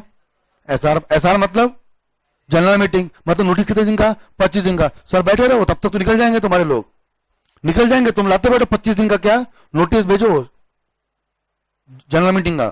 फिर ये मत बोलना सर अरे वो भी तो पढ़ा हमने शॉर्ट नोटिस, उसमें साथ ये भी पढ़ाऊंगा। कितना परसेंट? 95%। कौन से शेयर होल्डर का? 1 लाख शेयर होल्डर का 95%। लाके दिखाओ। वो पढ़ने में मजा आती है। वो रियल लाइफ में 101 सेक्शन में ठीक है, वो सब तभी होता है जब कंपनी में 10 शेयर होल्डर है। तब जब कंपनी में 10,000 शेयर होल्डर होते हैं ना, तो कितना परसेंट चाहिए आपको? 95% शेयर होल्डिंग चाहिए, जो क्या दे आपको? शॉर्ट नोटिस से कंसेंट दे। ला सकते हैं क्या आप लोग रातों रात? इसलिए शॉर्ट नोटिस मजाक नहीं है। रियल लाइफ में नोटिस कितनी देनी पड़ती है? क्लियर वाले 21 डेज की, मतलब 25 दिन नोटिस दो, तब तक तो ये निकल जाएंगे उड़ा के आपको। इसे सबसे पहले क्या बोलाओ? बोर्ड मीटिंग बोलाओ। क्या पास करो? Board resolution. कितना परसेंट का? 10% का। अच्छा, वो जब तक वो हो रहा है तब तक क्या बुला लो? General meeting. तो तब तक अरे 8-10 दिन में 10 तो लो पहले, तब तक ये जनरल मीटिंग आ रही है। फिर और कितना लेंगे? 15। टोटल कितने हो जाएंगे? 25। वो करेंगे, बट डायरेक्ट 25 में मत जाना, तब तक तो पूरी दुनिया लुट जाएंगी आपकी। पहले 10 बुलाओ, 2-4 दिन में, 6 दिन में बोर्ड मीटिंग बुला। बोर्ड मीटिंग शॉर्ट टर्म में हो सकती है। बोर्ड मीटिंग 10 ही लोग होते हैं, वो रातों रात आ सकते हैं। जनरल मीटिंग रातों रात नहीं हो सकती। और इसमें लॉ मत घुसेड़ना बीच में कि सर हम तो पढ़े थे 101 में 25% और 25 दिन के कम हो सकता है अगर 95%। वो होता है लेकिन रियल में नहीं। मैं रियल बातें भी कर रहा हूं, पर रियल में बोर्ड मीटिंग शॉर्ट नोटिस में हो सकती है, क्योंकि शॉर्ट नोटिस में बोर्ड मीटिंग में होते 10-12 लोग हैं जो रातों रात आ सकते हैं। तो शॉर्ट नोटिस बुलाओ और क्या करो? बायबैक करो। और जैसे बायबैक में कितना रेट दिया जाएगा? 850 का। ये क्या करेंगी? तुषार पाड़े क्या देगा? क्या वो अपना बिड रिवाइज कर सकता है? यस, वो देगा 900 रुपए। एसआर के देगा 1000 रुपए, कंपनी के 1200 रुपए। इस पूरी कहानी में क्या हो गया? कंपनी के शेयर होल्डर को फायदा मिल रहा है। ये सब टेक ओवर आने के बाद हुआ। अगर टेक ओवर नहीं होता, हल्के से दिमाग करो, अगर नहीं होता तो क्या होता? तुषार पाड़े चुपचाप से किससे बात करता? प्रेम जी से। दुनिया को बताता नहीं, no public announcement, no open offer. SR के दुनिया में आता नहीं, एसआर के नहीं आता। विप्रो बायबैक करने का मौका नहीं मिलता, क्योंकि बायबैक करने के पहले मैं क्या करता? बाय कर लेता। और फिर रेट कितना होता मार्केट में? बायबैक की न्यूज आने के बाद, या सॉरी बायबैक नहीं, टेक ओवर की न्यूज आने के बाद मार्केट में रेट क्या हो जाएगा? क्योंकि वैसे तुषार पाड़े को लोग पसंद नहीं करते। किसको पसंद करते हैं लोग? प्रेम जी को। मैं आया वैसे लोगों का दिमाग खराब हो चुका है, अब लोग वैसे ही निराश हताश। मार्केट में रेट क्या होगा? गिर गया 200 और 300 हो गया, शायद 100 भी हो सकता है। और मैं बोलूंगा तुषार पाड़े आएगा फिर से, और क्या बोलेगा? मैं तुम्हारा हितचिंतक हूं, डोंट वरी। जिसका कोई नहीं उसका तुषार पाड़े, मैं तुमको 300 रुपए दूंगा। तुम्हारा रेट मार्केट में 100 रुपए है, मैं तुमको 300 दूंगा। लोगों की नजरों में मैं मसीहा हूं, जो शेयर 100 का है वो 300 में दे रहा हूं। आप समझ रहे हैं? मैं 900 रुपए के मजे ले रहा हूं। इस पूरे कहानी में सेबी दूर से बैठे दिख रहा है तुषार पाड़े बहुत बड़ा चालाक आदमी है। और अगर मैं नहीं आऊंगा, सेबी का दिमाग था, मैं नहीं आऊंगा तो तुषार पाड़े समान जो लोग हैं वो ये हरकतें करते रहेंगे और हमारे लोगों को बेवकूफ बनाते रहेंगे। इसे सेबी को कूदना पड़ा, और जब से सेबी कूदा है ऐसे लोग गायब हो गए, ऐसे सोच वाले लोग गायब हो गए। अब जो ऐसे सोच वाले लोग होते हैं वो खत्म हो जाते हैं, क्योंकि तुम कर तो सकते नहीं, और तुम सोचोगे भी तो 25 करोड़ की पेनल्टी लगाऊंगा मैं, या 3 गुना अलग। तो ये बहुत सेंसिटिव टॉपिक है, बहुत इंपॉर्टेंट टॉपिक है। सेबी के बहुत करीब है चैप्टर, मतलब सीबी के सारे चैप्टर में बहुत करीब है, मेरे बहुत करीब है। इसलिए मैंने रुक कर रखा था इस चैप्टर को कि ढंग से पढ़ेंगे अपन इसको, because I wanted a good time. इसलिए मैंने सोचा था कि इसको अपन अच्छे से पढ़ेंगे, क्योंकि अब तक के मैंने टॉपिक पढ़ाया नहीं है, अभी बातें ही कर रहे हैं हम लोग, क्योंकि बैकग्राउंड बहुत जरूरी है। क्योंकि मैं फिर से बोल रहा हूं, गारंटी गारंटी गारंटी, जब तक आप सीएस बनेंगे 2 से 3 सालों में 2020, 21, 22 आ चुका रहेगा, और तब तक ये जमाने में टेक ओवर के सिलसिले और बढ़ जाएंगे, क्योंकि 2022 और 25 में यही तरीका बचेगा। अपने आप को अगर क्या करवाना है? सर्वाइव करवाना है। तब आप प्यार मोहब्बत से नहीं जी सकते कि तू भी ग्रो कर मैं भी ग्रो, नहीं सर, तू ग्रो करेगा तो मैं डूबूंगा, और मैं ग्रो करूंगा तू डूबेगा, एक को तो डूबना पड़ेगा, क्योंकि दोनों नहीं जिंदगी जी सकते। क्योंकि मार्केट में क्या बढ़ने वाली है? कंपटीशन। और ऐसे में 2022 और 23 और 2025 के जमाने में 2-2 कंपनियां मिल बांट के ग्रो कर रही है, ऐसा मुनासिब नहीं है। तब एक ही चीज होगी, टेक ओवर। और या तो तू मेरे को टेक ओवर कर ले, या तो तेरे से पहले मैं कर लूं, बट टेक ओवर तो होगा। और ये बात दिमाग में फिट कर लेना, जिस भी कंपनी में आप सीएस बनेंगे, या तो आप टेक ओवर करने के एक्वायरर साइड में रहोगे, और अगर आप बहुत लल्लू टाइप के लोग रहोगे तो आप कौन से साइड में रहोगे?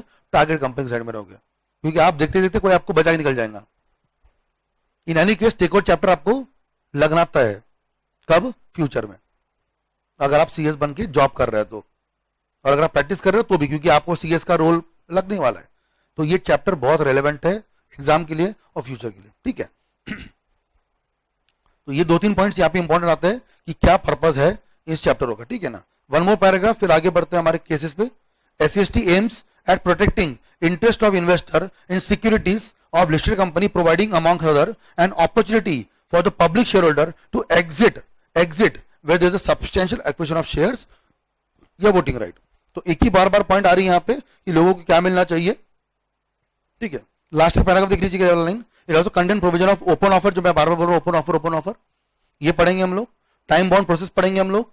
Exemption from making open offer कब कब होता है, ये सब हम लोग कहानी कवर करेंगे। बट आई होप आपको कंसेप्ट समझ में आ गया होगा, ठीक है।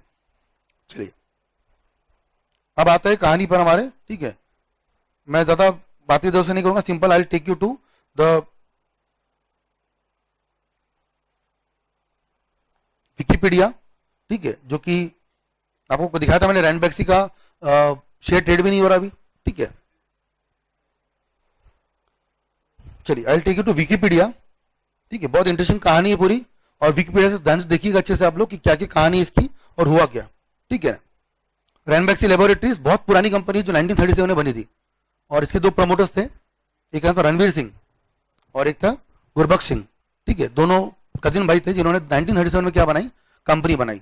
और रणवीर सिंह का रन लिया, गुरबख्श सिंह का बैक्स लिया, BAX, और रैनबैक्स, और उसको नाम दे दी वाई, रैनबैक्सी। और 1937 में कंपनी बनाई, क्या नाम बना उसका, रैनबैक्सी। और इन्होंने पहले मेडिकल शॉप ऑफ चलाते थे छोटी सी, तो वो उस जमाने में ठीक था। फिर 10 साल इन्होंने काम किया 1937 से 1947, और तब आजादी वगैरह हुई उस समय। मीनवाइल ये दोनों भाइयों से कंपनी चलाना नहीं हो रहा था, तो उनके एक और कजिन भाई थे, ठीक है। ये सब तो पहले है, हिस्ट्री देख लीजिएगा, ठीक है। तो मैंने आपको जो जो बताया, इनकी एक और कजिन भाई थे, तो इन्होंने एक तो कंपनी बना ली, ये देख रहे होंगे आप लोग, ठीक है ना। रैनबैक्सी कैसे बना, रणबीर का रन और गुरबख्श का, ठीक है, ये हुआ। उसके बाद इन्होंने कंपनी बनाई, कंपनी कुछ साल तक काम करी, और 1947 आजादी के बाद दे हैव सोल्ड टू भाई मोहन सिंह। भाई मोहन सिंह को उन्होंने क्या कर दिया, कंपनी बेच दी आफ्टर इंडिपेंडेंस। अब मोहन सिंह ने कंपनी और अच्छे से ग्रो करी, और तब तक के जो प्रमोटर थे रैनबैक्स के, वो तो गायब ही हो गए। बट कंपनी में प्रमोटर पड़ते हैं ना, कंपनी के प्रमोटर कौन नहीं होते, जो कंपनी बनाते वो प्रमोटर नहीं होते, जो कंपनी कंट्रोल रखते वो भी प्रमोटर होते हैं। तो 52 में चलाया किसने कंपनी को, भाई मोहन सिंह ने। उसने बाय कर लिया और फिर चलाते गए। उसके बाद उनकी डेथ हो गई। फिर 1990s के आसपास जो मेन बंदा था, मतलब वैसे तो 60s में आ गया कौन, मोहन सिंह का बेटा परविंदर सिंह, और उसने कंपनी ग्रो करी, और कंपनी और बड़ी होती गई, ठीक है।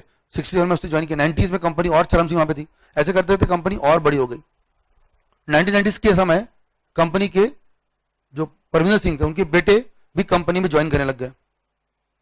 क्या बेटे के नाम थे, एक का नाम था शिविंदर सिंह, एक का नाम था मनिंदर सिंह। दोनों भाइयों ने कंपनी चलाई, और ये आज भी अभी जिंदा है, ये लोग आखिरी के जो पीढ़ी है। मतलब स्टार्टिंग किसने की थी, रणवीर सिंह और गुरबख्श सिंह ने, वो चले गए। उनके बाद उसके कजिन भाई मोहन सिंह वो चले गए, उनके बाद उनका बेटा परविंदर सिंह जो इन दोनों के फादर थे वो भी चले गए। अब जो 2 भाई है शिविंदर सिंह और मनिंदर सिंह, ये दोनों, मनविंदर सिंह, दोनों कंपनी को चला रहे थे। कब तक, 2006 तक के।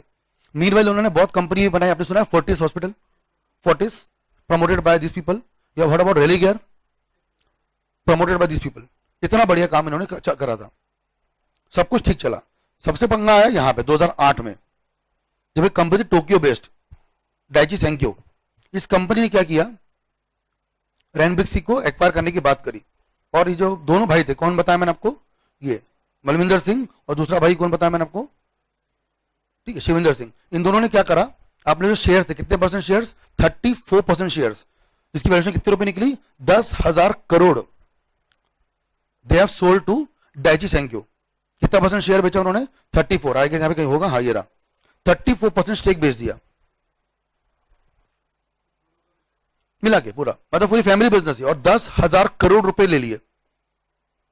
And they quit from Ranbaxy. And who is the promoter of Ranbaxy, acquirer कौन बन गया, बड़े हद तक के डाइची सेंक्यो, जो टोक्यो बेस्ड कंपनी थी, फार्मा कंपनी थी, वो भी उसको लगा था कि भैया रैनबैक्सी बाय करेंगे, और बढ़िया। रैनबैक्सी उस जमाने में इंडिया की टॉप 10 कंपनी में आती थी, टॉप 10 मार्केट कैप में आती थी। रैनबैक्सी टॉप 10 में मार्केट कैपिटलाइजेशन में आती थी। रैनबैक्सी इतनी बड़ी ग्रुप कंपनी थी 2008 के पहले। एंड अपना 30 सोचो था 34% शेयर कितने का होता है 10,000 करोड़ का। मैं सोचो जरा 100% कितना कहूंगा 30,000 करोड़ के आसपास। इतनी बड़ी कंपनी की क्या थी वैल्यूएशन आज से 12 साल पहले। और उसके पहले मंदी नहीं आई थी, 2008 के बाद मंदी आई थी। जो डिसीजन आया था बहुत बड़ा इंडिया में, पूरे वर्ल्ड में, इंडिया में भी क्या वर्ल्ड में, वो 2008 में आया था। इस कहानी के ठीक बात ठीक है ना। तो डाइची सैंक्यो ने बाय कर लिया, ठीक है। तो ये हो गया, देखो पढ़ो line number 2। In November 2008 Daiichi Sankyo completed takeover from the founding, जो मैंने बताया आपको दोनों सिंह फैमिली थी, दोनों भाइयों से शेयर बाय कर लिए। और शेयर कितना बाय कर लिया 34%। फिर बाद में उनको क्या लग रहा, ओपन ऑफर लग गया, क्योंकि वो रूल अप्लीकेबल है। अच्छा, डाइची सैंक्यो कहां की कंपनी है, जापान की, टोक्यो की। बट जो रैनबैक्सी वो कहां की कंपनी, इंडिया की। तो मैंने पहले बोला आपको कि एक्वायरर, देखो ध्यान सुनना, मैं आपको 4 कहानियां बताता हूं, एक्वायरर और target. Acquirer foreign, target foreign, SC/ST लगेगा नहीं लगेगा। Acquirer foreign, target, acquirer Indian, target foreign. Acquirer Indian, Indian company जो बाहर जाके किसी को एक्वायर कर रही है, acquirer Indian, target foreign. SC/ST लगेगा नहीं लगेगा। पहले 2 एग्जाम कौन से हुए, दोनों फॉरेन, नहीं लग रहा है। एक्वायरर इंडियन, टारगेट फॉरेन, लगेगा उस कंट्री का, हमारे को पढ़ना है क्या, नहीं पढ़ना है। तीसरा, पढ़ना आपको पढ़ सकता है, कब पढ़ सकता है, जब आप उस कंपनी के CS होंगे, जो कंपनी आपकी कौन रहेंगी, एक्वायरर। और अभी CS कंपनी, सॉरी आपकी कंपनी जो जिसमें आप CS हो, वो कंपनी बोलती है कि तुषार हमको एक कंपनी जर्मनी की उसको एक्वायर करना है, बताओ क्या करना पड़ेगा। तो आपको फटाफट बुक निकालनी पड़ेगी, कौन सी, जर्मनी की टेकओवर कोड। तो आप ये बोल बोलना सर मैं तो CS पास किया, मुझे इतना ही आता है, और सर ने इतना ही पढ़ा है 10 पेज का। सर तो पढ़ाएंगे उतना, क्योंकि सर को लॉ यहां तक पढ़ाना है, इतने मार्क्स मिलने वाले। बट आप जॉब कर रहे हो तो पढ़ाई खत्म नहीं होती है, आपको जर्मनी के लॉ पढ़ने पड़ेंगे, क्योंकि जर्मनी में आपको टेकओवर करना है, और आपका एक्वायरर इंडिया का है। तो आपको वो अलग बात है, फिर आप अकेले तो नहीं करोगे, आप जर्मनी की क्या करोगे, विजिट करोगे, जर्मनी के कोई 2-3 CS वहां पे होंगे, उनसे बात करोगे, वहां के मर्चेंट बैंक, वहां पे सब कुछ होगा, वहां के आप हायर करोगे, वो अलग बात है। आप अकेले तो करने वाले हैं भी नहीं, आप तो इंडिया का भी नहीं कर पाएंगे अकेले, लॉ आते भी आप इंडिया का नहीं कर सकते, तो आप जर्मनी का कहां से कर लोगे, वो तो आपने वैसे भी नहीं करना है। बट आपको थोड़ा बहुत तो मालूमात होनी चाहिए, तो आपको करना पड़ेगा। तो Indian acquirer, foreign, target, take over वहां का।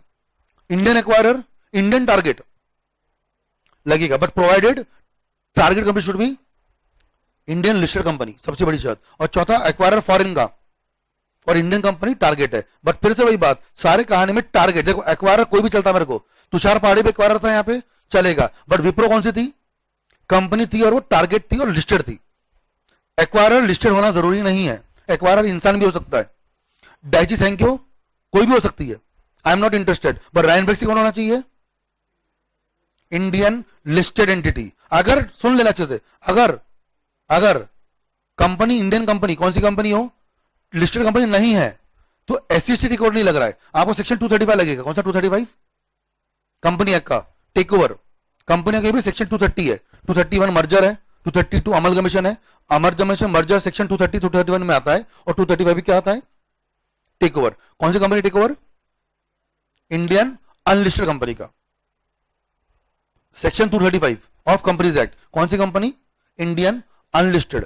पर अगर कंपनी इंडियन लिस्टेड हो तो 235 तो पढ़ते रहना, पर पहले क्या पढ़ना पड़ेगा आपको, take over code. Indian company listed होनी चाहिए। ये कहानी बिल्कुल मैच करती है, क्योंकि यहां पर एक्वायरर कौन है, जापान का, that is foreigner. But company कौन है, रैनबैक्सी, जो कि इंडियन लिस्टेड एंटिटी है। ठीक है, चलो तो ये सब हो गया। फिर बाद में उन्होंने क्या दिया, वो तो हो गया। उसके बाद फिर उन्होंने क्या दिया लोगों को, क्या बोलते वो, ओपन ऑफर दिया। और फिर धीरे धीरे उन्होंने बहुत सारे शेयर बाय कर लिए। कितने बाय कर लिए टोटल, अब तो 63.9, आपको नहीं पता तभी 2008-9 में, क्योंकि इन्होंने 34% बाय की है। तो उस समय सेबी का कौन सा टेक ओवर रेगुलेशन था, 97 वाला। तब सेबी के, देखो लॉ अलग था, बट था तो सेबी का टेक ओवर। तब सेबी ने बोला था तुम ओपन ऑफर करो, वो किया हुआ, और कितना ले लिया, 63%। यहां तक ठीक चला। उसके बाद सब कुछ ठीक चला, काम हुआ, ठीक है। फ्यूचर में धीरे धीरे क्या हुआ, in 2009 में reported that the former Novartis senior vice president Yugal Sikri lead the operation of Ranbaxy को पावर दिया, and they removed Malvinder Singh, उसको रिमूव कर दिया।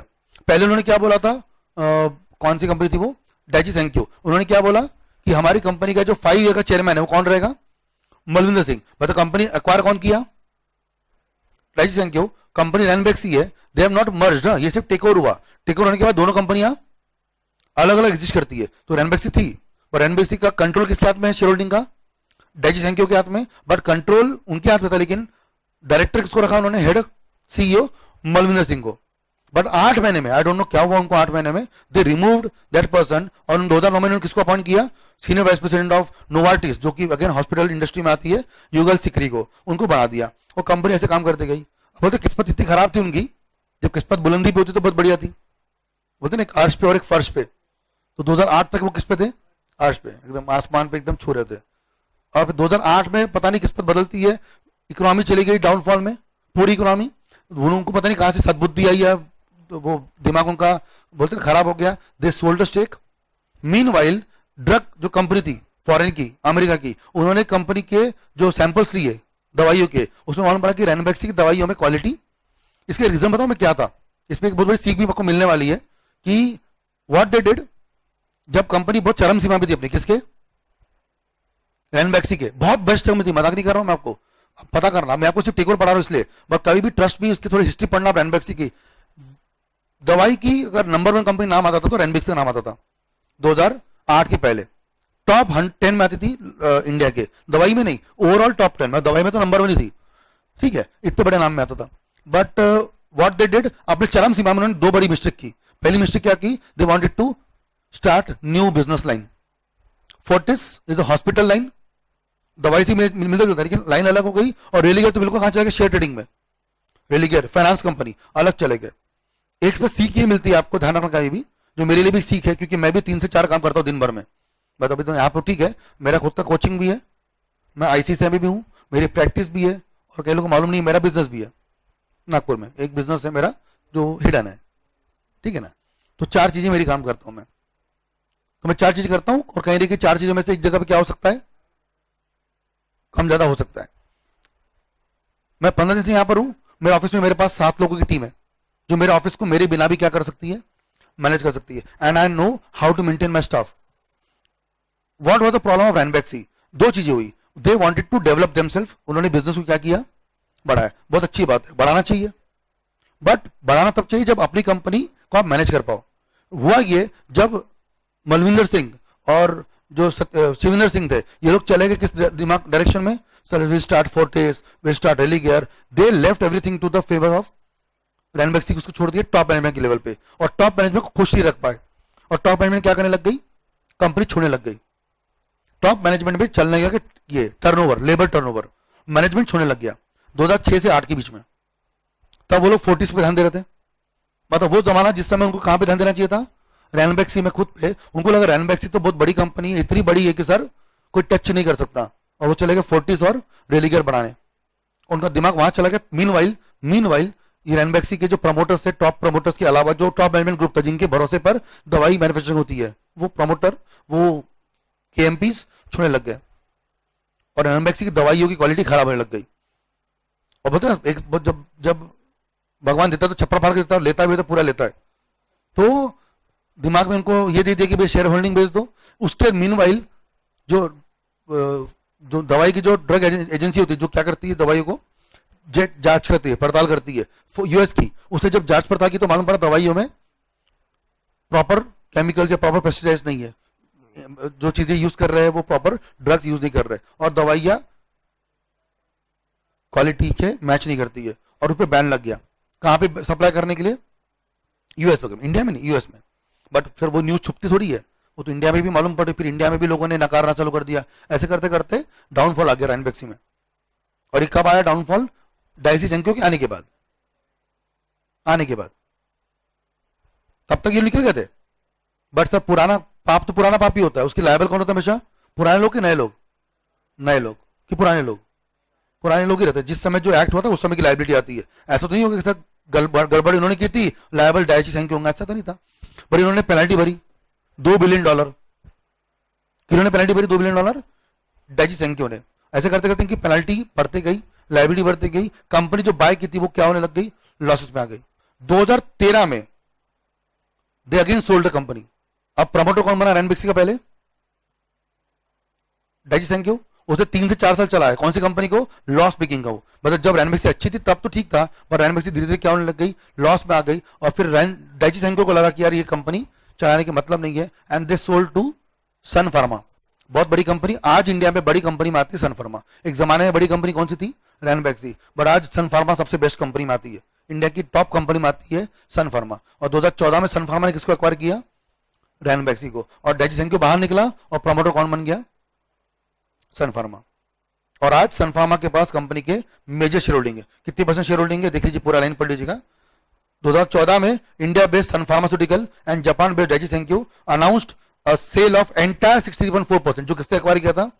डाइची सेंको ने। उसने किसको दे दिया? सन फार्मा को। और सन फार्मा ने शेयर होल्डिंग बाय करके पैसे से दे दिए और वो हो गया। और आज सन फार्मा कंपनी क्या है? कंट्रोल किसको करती है? रैनबैक्सी को। इसलिए अगर आप रैनबैक्सी के शेयर प्राइस देखेंगे आज, तो रैनबैक्सी क्या नहीं करती?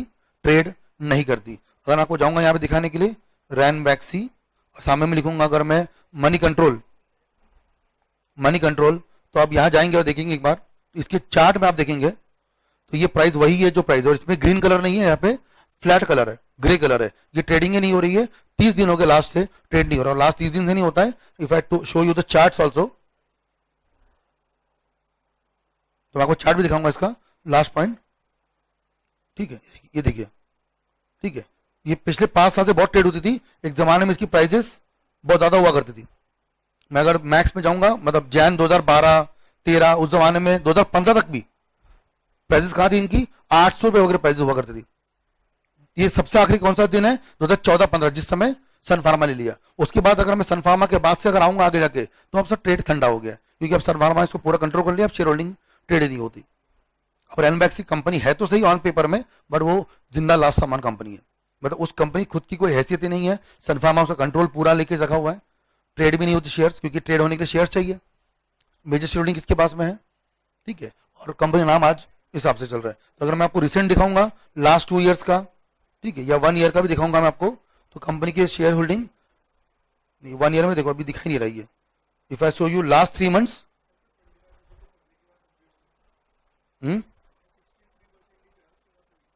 इनके पास नहीं, धीरे धीरे फिर उन्होंने बाद में एक्वायर कर लिया। यहाँ पे मैं दिखाऊंगा आपको अगर, तो हाँ 75 करें, लेकिन वही बोल रहा हूं ना कि लोग शेयर ट्रेड नहीं कर रहे हैं। अभी ट्रेडिंग नहीं, जैसे कि ग्लोरी पॉलिशिंग बताई थी मैंने आपको, वो लिस्टेड है। हाँ कर नहीं रही, क्योंकि अभी कैसा हो रहा है कि वो लोगों को है। हाँ, और अब सन फार्मा के लोग एक बार भी कर लेंगे, सन फार्मा एक बार भी करेगी रैनबैक्सी, मतलब मर्ज करके एक ही बना लेंगे।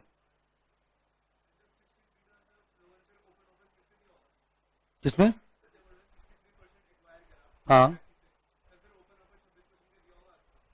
नहीं, उससे भी 26% था, उसमें 20% था ना। और आप कौन सा बोल रहे हो? सन फार्मा वाला, वहां तो सीधा 140 था, 63% हो गया। तो आप ओपन ऑफर आ ही नहीं रहा, क्योंकि आपने डे 1 पे क्या ले लिया? कंट्रोल ले लिया। ठीक है, तो आज सन फार्मा में आती है। कंपनी का नाम क्या है? Ranbaxy industry pharmaceutical, but acquirer कौन है इसका? सन फार्मा। तो आज की जो स्टेक है आप देख सकते हो, ये कंपनी यहाँ पे है, और ये सब कुछ आपका ध्यान मालूम पड़ेगा। तो ये सब कुछ एग्जाम्पल यहाँ पे, और रियल एग्जाम्पल था रैनबैक्सी का। ये रियल टेक ओवर है रैनबैक्सी का। ठीक है, अब आते हैं एक और केस में, और वो केस है फेमस केस, जो रिसेंट केस है, जिसका नाम है Mindtree take over. If you type in Google also Mindtree, पहले टेक ओवर आएगा। मतलब माइंडट्री के बारे में आज कुछ नहीं आता आजकल, आजकल टेक ओवर चलता है। The moment you type word Mindtree, ये रिसेंट केस है 2027 का, उसमें 60% take over with 60% stake, L&T complete take over. But complete तो एंड है ना, मैं आपको स्टार्टिंग से बताऊंगा पूरा कि हुआ कहां से, शुरू कहां से हुआ। ठीक है, शुरू कहां से हुआ? शुरू यहां से हुआ। सुनिएगा, ये ज्यादा फेमस केस है, क्योंकि यहां पे कैसे हुआ पता है आपको? एक फर्क क्या है, रैनबैक्सी क्यों घटिया केस है? घटिया केस इसलिए बोल रहा हूं क्योंकि वो केस में टेकअवे क्या है कि कैसे 2 भाई अपने चरम सीमा में थे और वहां से बर्बाद हो गए। आज उनकी लाइफ में सिर्फ लोन ही लोन है। रिसेंट में अगर आप टाइप करेंगे गूगल में, ठीक है, शिवेंद्र सिंह, शिवेंद्र मोहन सिंह, अगर आप न्यूज देखेंगे लेटेस्ट न्यूज, तो यहां पर आपको देखने मिलेगा शिवेंद्र और केस अगर आप डालेंगे तो रिसेंट में इन्होंने केस किया है। ये देखो, ये रिसेंट केस है, अप्रैल 10 2009 का सिंह ब्रदर केस। शिवेंद्र ने केस डाला था किस पर? मलविंदर पे। और पता है केस क्या था? आप देखिए, हंसेंगे, केस क्या था? विड्रॉ कर लिया केस मां के आने के बाद। मां के आने के बाद दो केस विड्रॉ हुए जिंदगी में। एक कौन सा केस विड्रॉ हुआ? अनिल अंबानी और मुकेश अंबानी। एक वो केस विड्रॉ हुआ था अनिल और मुकेश अंबानी का, जैसे फादर की डेथ हुई धीरू भाई अंबानी की, दोनों भाई झगड़ा किए, फिर जो मां कोकिला बेन है उनके आने के बाद दोनों भाइयों ने झगड़ा बंद किया, अलग अलग कर दिया लेकिन झगड़ा बंद कर दिया। और दूसरा फेमस केस ये वाला है, दो भाइयों में झगड़ा हो रहा था, वो अलग बात है, मां ने बीच में इंटरप्ट किया तो भाई ने केस विड्रॉ कर लिया। केस क्या था यहाँ पे? आई डोंट नो कहीं मिलेगा कि केस एक तो कुछ एक केस था कुछ अमाउंट को लेकर, और साथ में ये था कि मलविंदर ने मुझे मारा और मेरे कपड़े फाड़े। मजाक नहीं करो, ये थोड़ा टाइम नहीं, ये अपना केस भी नहीं है, अपना टेक ओवर कोड भी नहीं है, आप थोड़ा दिमाग लगाइएगा। मलविंदर और शिविंदर के केस के बारे में, रिसेंट केस है, 2019 का केस है। अभी केस कर रहा है एक दूसरे पर, क्या ये मेरे कपड़े फाड़ रहा है, ये मेरे बाल नोच रहा है, ये उसने मुझे नखून से ऐसा कर दिया। बताइए, बच्चों से झगड़ा नहीं किया। कहा तो ये थे 10,000 करोड़ के मालिक, और ऐसा हो गया कि भैया बिस्किट एक दो खाने वाले तो भैया मुझे दे दे टाइप, इतने गरीब टाइप की कैटेगरी में बिहेव कर रहे हैं, और केस कर रहा है फिर बाद में विड्रॉ कर रहा है। इतनी बुरी तरीके से इनकी बर्बादी हो चुकी है। ये बेस्ट के तो रिसेंट के 2019 वाला, इसका टेकओवर से कोई संबंध नहीं है, इसका संबंध टेकओवर से, इसका संबंध इस बात से है कि 2008 और 2018 10 साल तो लंबा पीरियड है, बर्बाद तो 2 साल में हो गए थे। अब 10 साल का मैं आपको जर्नी बता रहा हूं, आज का 10 साल की करनी है। तो Ranbaxy was not a best case because Ranbaxy में टेक ओवर होस्टल नहीं था। कैसा था? फ्रेंडली था। ये बेचारे दोनों भाई जाके खुद जाके क्या करके टोक्यो में जाके क्या करके आए, शेयर दे के आए। किसको? डाइची थैंक यू को। तो वो टेक ओवर में मजा नहीं आया। मजा तो टेक ओवर का केस है वो ये है, माइंट्री वाला, ठीक है। माइंट्री वाला जो टेक ओवर केस है वो रियल केस है। यहां पे कैसा होता है सुनिएगा, ये केस के हिसाब से अगर मैं बात करूं माइंट्री की, तो ठीक है, अगर मैं माइंट्री की बात करूं तो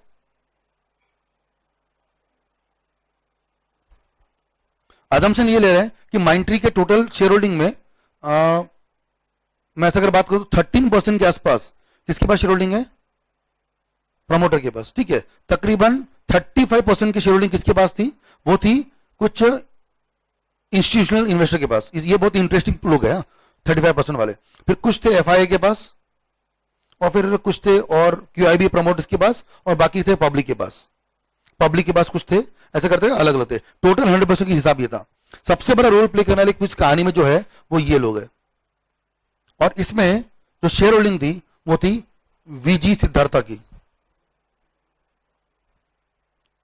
वीजी सिद्धार्था, अगर आप सिर्फ इतना भी टाइप करेंगे, अगर आप गूगल में कभी इतना भी टाइप करेंगे क्या, माइंड ट्री और सामने में वीजी, सामने में अपना सिद्धार्थ आ जाएगा, no need to do anything, और सामने में पूरी स्टोरी बाहर आ जाएगी कि व्हाट वाज द स्टोरी।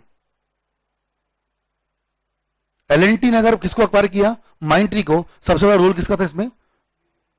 क्योंकि एलएनटी ने किसको सबसे पहले अप्रोच किया? पहला दिन आपको सामने में क्या दिखा? पहला news, what was the news first कि माइंड ट्री ने आज, माइंड ट्री क्या हो गई आज? एक्वायर हो चुकी। कितना परसेंट एक्वायर हो चुकी है? 60%। 60% तो लास्ट स्टेज है ना, will start from the beginning. जब कितना शेयर था एलएनटी के पास? बहुत कम। एंड सबसे पहले उससे किससे बाय किया? सिद्धार्था से, ठीक है। क्या किया उसने? मार्च 2000 को, ये थोड़ा सा स्टोरी पढ़ेंगे आप, अगर if you read this story तो आप समझ जाएंगे यहां पे अच्छे से कि सबसे पहले जो विजय सिद्धार्था है उसने क्या किया, अपना कितना परसेंट स्टेक? 20.4% स्टेक, मतलब 1/5 हिस्सा किसको बेच दिया? पढ़िएगा, apart from the profit of 20.4% stake of L&T, तकरीबन 2800 करोड़ रुपए में बेचा। किसने बेचा? विजय सिद्धार्था ने। किसको? माइंट्री को, एलएनटी को। किसके शेयर्स? माइंट्री के। तो माइंट्री के जो शेयर होल्डिंग थी, ये जो बताया मैंने, इसमें बाकी लोग कौन थे? इन्वेस्टर्स। उसमें से जो 20% था किसके हाथ में था? सिद्धार्था के हाथ में। एलएनटी सबसे पहले किसको अप्रोच करती है? सिद्धार्था को, क्या बोलकर कि क्या आप अपने 20% शेयर हमको देंगे? सिद्धार्था ने अपने शेयर बेच दिया, और जैसे बेच दिए किसने? सिद्धार्था ने। रेट था 737 रुपीज। जैसे बेच दिया क्या लग गया? ये तो रिसेंट केस 2019 वाला केस है। तो कौन सा वाला एप्लीकेबल है? टेक ओवर को 2011 वाला। जैसे आपने 20% शेयर ओवर ले लिया है, आपको गवर्नमेंट ने क्या रूल बताया? आपको ओपन ऑफर करना पड़ेगा। वो उसमें आऊंगा मैं भी, ठीक है ना, क्योंकि उसके बाद खुद के भी तो थे ना, पहले से जीरो नहीं थे, उसके बाद पहले से ज्यादा ही थे। और ठीक है। एलएनटी के कुछ भी थे पहले से, और उसने 20% लिए, तो वो टोटल मिला के 25 के ऊपर चला ही गया था। और जैसे 25 के ऊपर चला गया, गवर्नमेंट ने क्या बोला, आप जाएंगे 26% का ओपन ऑफर देने। ओपन ऑफर देने के लिए गए, और रेट क्या था इसमें, अभी रेट में देखेंगे अपन, ठीक है। Let me see the rate also.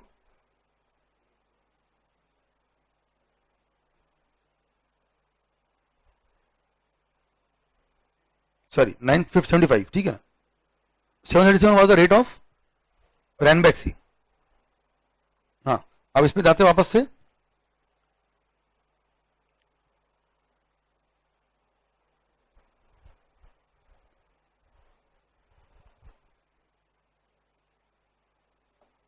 ये देखिएगा, ठीक है ना, माइंड ट्री का पूरा का पूरा जर्नी। तो अब एक बार ये देखेंगे हम लोग कि माइंड ट्री का कैसे कैसे कहानी पूरी हुई, ठीक है। हाउ मच दे होल्ड, 20% हो गया था। What they give open offer of how many percent, 31%। उन्होंने 31% का क्या दिया उनको, लोगों को ऑफर दिया, 31% शेयर बाय करने का ऑफर दिया। How many holding they were holding already, they are holding some let's say कुछ 8-9% के आसपास। They purchase from Siddhartha how much, 20% के आसपास। They came it to around 29% and they give offer of how much percent, 31। 29% वो और 31% यहां से, कितना आंसर आ गया, तकरीबन 60% का उनके पास टेक ओवर हो चुका है। वो कौन सा प्राइस दिया उन्होंने लोगों को, they give which price, 980 rupees a piece. मतलब जो रेट किसको दिया था, सिद्धार्था को, उससे ज्यादा, 5 में ज्यादा। How much they give to Siddhartha, 975। How much give they to public, who give public, L&T give to public 980। और 980 अगर पब्लिक को देंगे तो पब्लिक तो वैसे भी खुश होंगी, तो वैसे भी देंगी। पब्लिक ने अपना शेयर किसको दे दिए, एलएनटी को। अब मजेदार इसमें ये चीज नहीं है, मजेदार ये चीज इसमें टाइम लगा बहुत। टाइम क्यों लगा, क्योंकि माइंड ट्री की अगर आप बात करेंगे, माइंड ट्री की, तो माइंड ट्री ने बायबैक ऑफर लाया था। माइंड ट्री बायबैक ऑफर लाई थी। Mindtree founders plan for buyback, and why buyback, to block L&T. मतलब मैं आपको क्यों इसलिए बता रहा हूं, क्योंकि रैनबैक्सी का केस उतना बढ़िया नहीं है, क्योंकि रैनबैक्सी केस में ये दोनों भाई जाके देख के आ गए, तो टेक ओवर खुले खुले में हो गया। बट ये रियल केस है, जो एक बोलते लड़ाई चली बहुत दिन तक के। इसका बहुत रीजन एक ही है, माइंड ट्री विप्रो और सत्यम, विप्रो और अपना टाटा के साथ साथ में आती है। इसके जो प्रमोटर माइंड ट्री के, ये माइंड ट्री के प्रमोटर वो है, इनकी थोड़ी हिस्ट्री पता करेंगे आप तो। माइंड ट्री के प्रमोटर ने 90s में कंपनी बनाई थी, वो एक्स एम्प्लॉई है विप्रो के। 10 एम्प्लॉइज जो उन्होंने विप्रो में काम करते थे, उन्होंने विप्रो कंपनी क्या कर दी, छोड़ दी, और 10 लोगों ने मिलकर क्या बनाया, एक बिल्डिंग में कोरमंगला में, बैंगलोर में, बैंगलोर के कोरमंगला के फ्लैट में उन्होंने क्या बनाया, अपना ऑफिस बनाया। And they started with the IT company. ऐसे करते करते soon they have touch to heights. और 10 के 10 लोग विप्रो से आए थे। विप्रो मतलब कॉर्पोरेट गवर्नेंस, कंप्लायंस मतलब उनके रग रग में दौड़ता है। मतलब विप्रो से पूछोगे भैया कि कंप्लायंस करोगे कि काम करोगे, तो बोले सर काम तो भले 2-3 बात कर लेंगे, पहले कंप्लायंस करेंगे।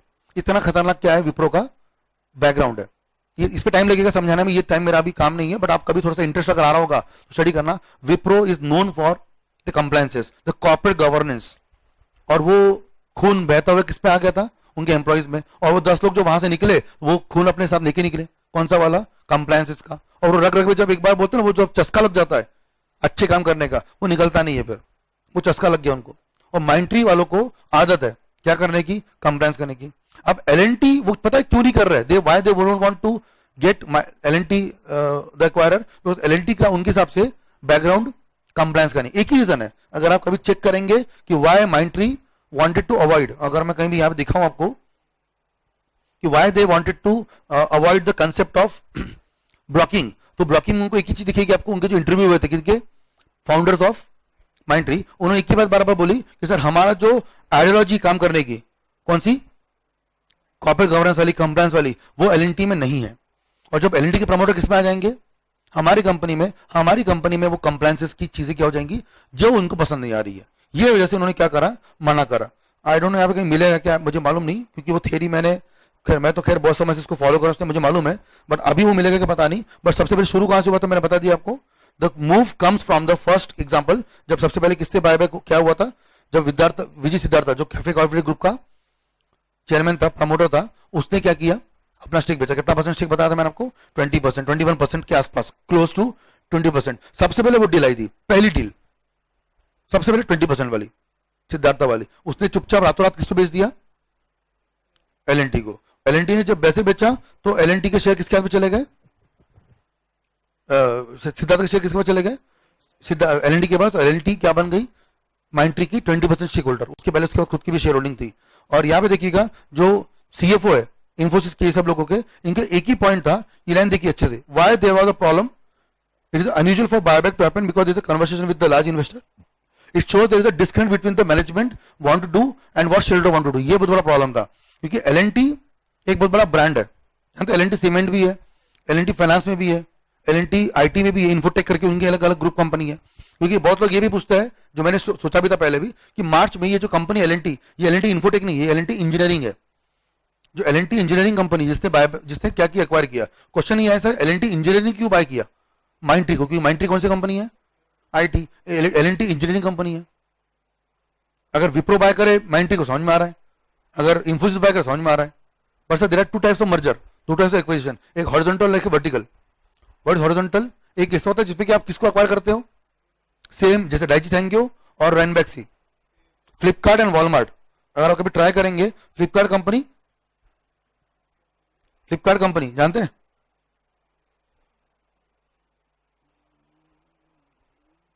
वॉलमार्ट और फ्लिपकार्ट, अगर आप ये चेक करेंगे तो आपको ये भी मालूम पड़ जाएगा, रिसेंट के 2018 वाला 19 वाला, क्या Walmart got a $10 million surprise after buying Flipkart. तो फ्लिपकार्ट कौन सी कंपनी पता है आपको? उसके दो प्रमोटर थे, बंसल भाई, जानते नाम? सचिन बंसल और बिनी बंसल, ये दोनों ने फ्लिपकार्ट बनाया। फ्लिपकार्ट, अच्छा ये दोनों भाई कौन से थे? देवर एम्प्लॉयज ऑफ अमेजॉन, अमेजॉन के एम्प्लॉय थे, अमेजॉन के एम्प्लॉयज थे, उन्होंने अमेजॉन में काम करा, अमेजॉन से चीजें समझी और फिर फ्लिपकार्ट बनाया, छोटा सा बिजनेस चालू किया। और करते करते आपको मालूम है फ्लिपकार्ट कौन है। और उसका पहली बार नाम आया था 2014 के बिग बिलियन डे वाला, जब वेबसाइट फ्लिपकार्ट की क्या होगी, क्रैश हो गई। क्योंकि वेबसाइट उन्होंने सोचा नहीं था कि इतना बड़ा रिस्पॉन्स आएगा, क्योंकि ऐसे जो ऑनलाइन शॉपिंग है ऐसे बहुत सारी है, जबोंग है, मिंत्रा है, ये वो शॉप क्लूज और क्या क्या नहीं है, बट फेमस दो नाम ही है, अमेजॉन और फ्लिपकार्ट। ऐसे बहुत सारी, लेकिन उतना हाइप नहीं मिल पाया जितना हाइप किसको मिल पाया, फ्लिपकार्ट। अमेजॉन का नाम इसलिए लूंगा नहीं क्योंकि अमेजॉन वैसी बहुत बड़ी कंपनी है, पहले से ही वो फॉरेन यूके बेस्ड कंपनी है, तो उसको मैं वैसे भी गिन नहीं रहा हूँ, यूएस बेस्ड, सॉरी। Amazon.com पता ही है आपको सबको। तो अमेजॉन की जो सब्सिडी है उन्होंने कहाँ पे खोला उसको, इंडिया में खोला, जिसका नाम क्या है, Amazon.in। तो अमेजॉन तो खोलो बाहर की कंपनी है, अलीबाबा चाइना की कंपनी है, बट फ्लिपकार्ट तो इंडियन कंपनी थी, सचिन बंसल और बिनी बंसल, इन्होंने कंपनी चालू की और धीरे धीरे करते करते क्या क्या इन्होंने वॉलमार्ट सबको पता होगा, बहुत बड़ी रिटेल चेन है। और जैसे बिग बाजार तो वो उसके सामने गरीब है, झोपड़पट्टी रहमान लगता है, बिग बाजार इज अ गरीब, गरीबों का वॉलमार्ट। ऐसे कौन? बिग बाजार तो वो छोटा है, वॉलमार्ट मतलब एक अलग अलग ही क्या है, चेन है, किसकी? रिटेल इंडस्ट्री की, ठीक है। एफएमसीजी प्रोडक्ट पूरे वहां पे मिलता है। तो वॉलमार्ट ने बाय किया फ्लिपकार्ट को, और यहां पे भी बंसल भाइयों ने क्या करा, वॉलमार्ट को देख के आ गया चीजें। तो ये भी मजा नहीं आ रहा है। और ऊपर से प्रॉब्लम ये, आप बोले सर ये तो पढ़ाई भी नहीं आपने, सर ये केस पढ़ा देते, ये केस क्यों नहीं पढ़ा रहा मैं आपको? लिस्टेड नहीं है वॉलमार्ट, लिस्टेड नहीं है वॉलमार्ट, लिस्टेड होंगी भी, आई डोंट केयर, है ही, मतलब फ्लिपकार्ट इंडियन कंपनी है लेकिन लिस्टेड नहीं है। तो फिर सर मजा नहीं आ रहा है, मतलब वो हुआ होगा कुछ और टॉपिक, वो टेक ओवर कोड लगा होगा कौन सा वाला, कंपनी एक्ट वाला, सेक्शन 285 वाला, लेकिन क्या नहीं लगा, से भी टेक ओवर नहीं लग सकता। तो वॉलमार्ट इसलिए नहीं पड़ रहा है। ये तो वॉलमार्ट भी केस 2018 में हुआ था, ऐसे आप देखोगे तो बहुत केस हुए, लेकिन वो मजा क्यों नहीं आ रहा, क्योंकि लिस्टेड कंपनी नहीं है। सबसे मजा आ रहा है कौन से केस में, केस ऑफ माइंट्री। तो माइंट्री में पूरा कहानी हुई, ठीक है, माइंट्री में पूरी कहानी हुई टेक ओवर की, और कैसे टेक ओवर का केस हुआ इन केस में, और किस तरह से उन्होंने बाय करा, ठीक है, किस तरह से उन्होंने बाय किया, ये पूरी कहानी बताई गई है।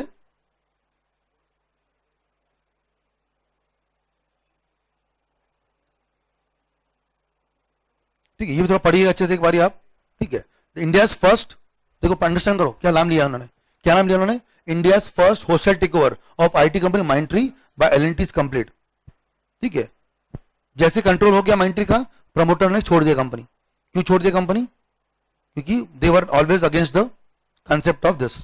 और एलएनटी अभी भी कह रहा है कि सर एलएनटी अलग रहेंगी माइंट्री। तो अगर आप जाएंगे कि अभी शेयर माइंट्री का कितने बाय किया था, माइंट्री का ऑफर कितने में दिया था, 937, 980, है ना। अभी अगर आप देखेंगे माइंट्री का शेयर,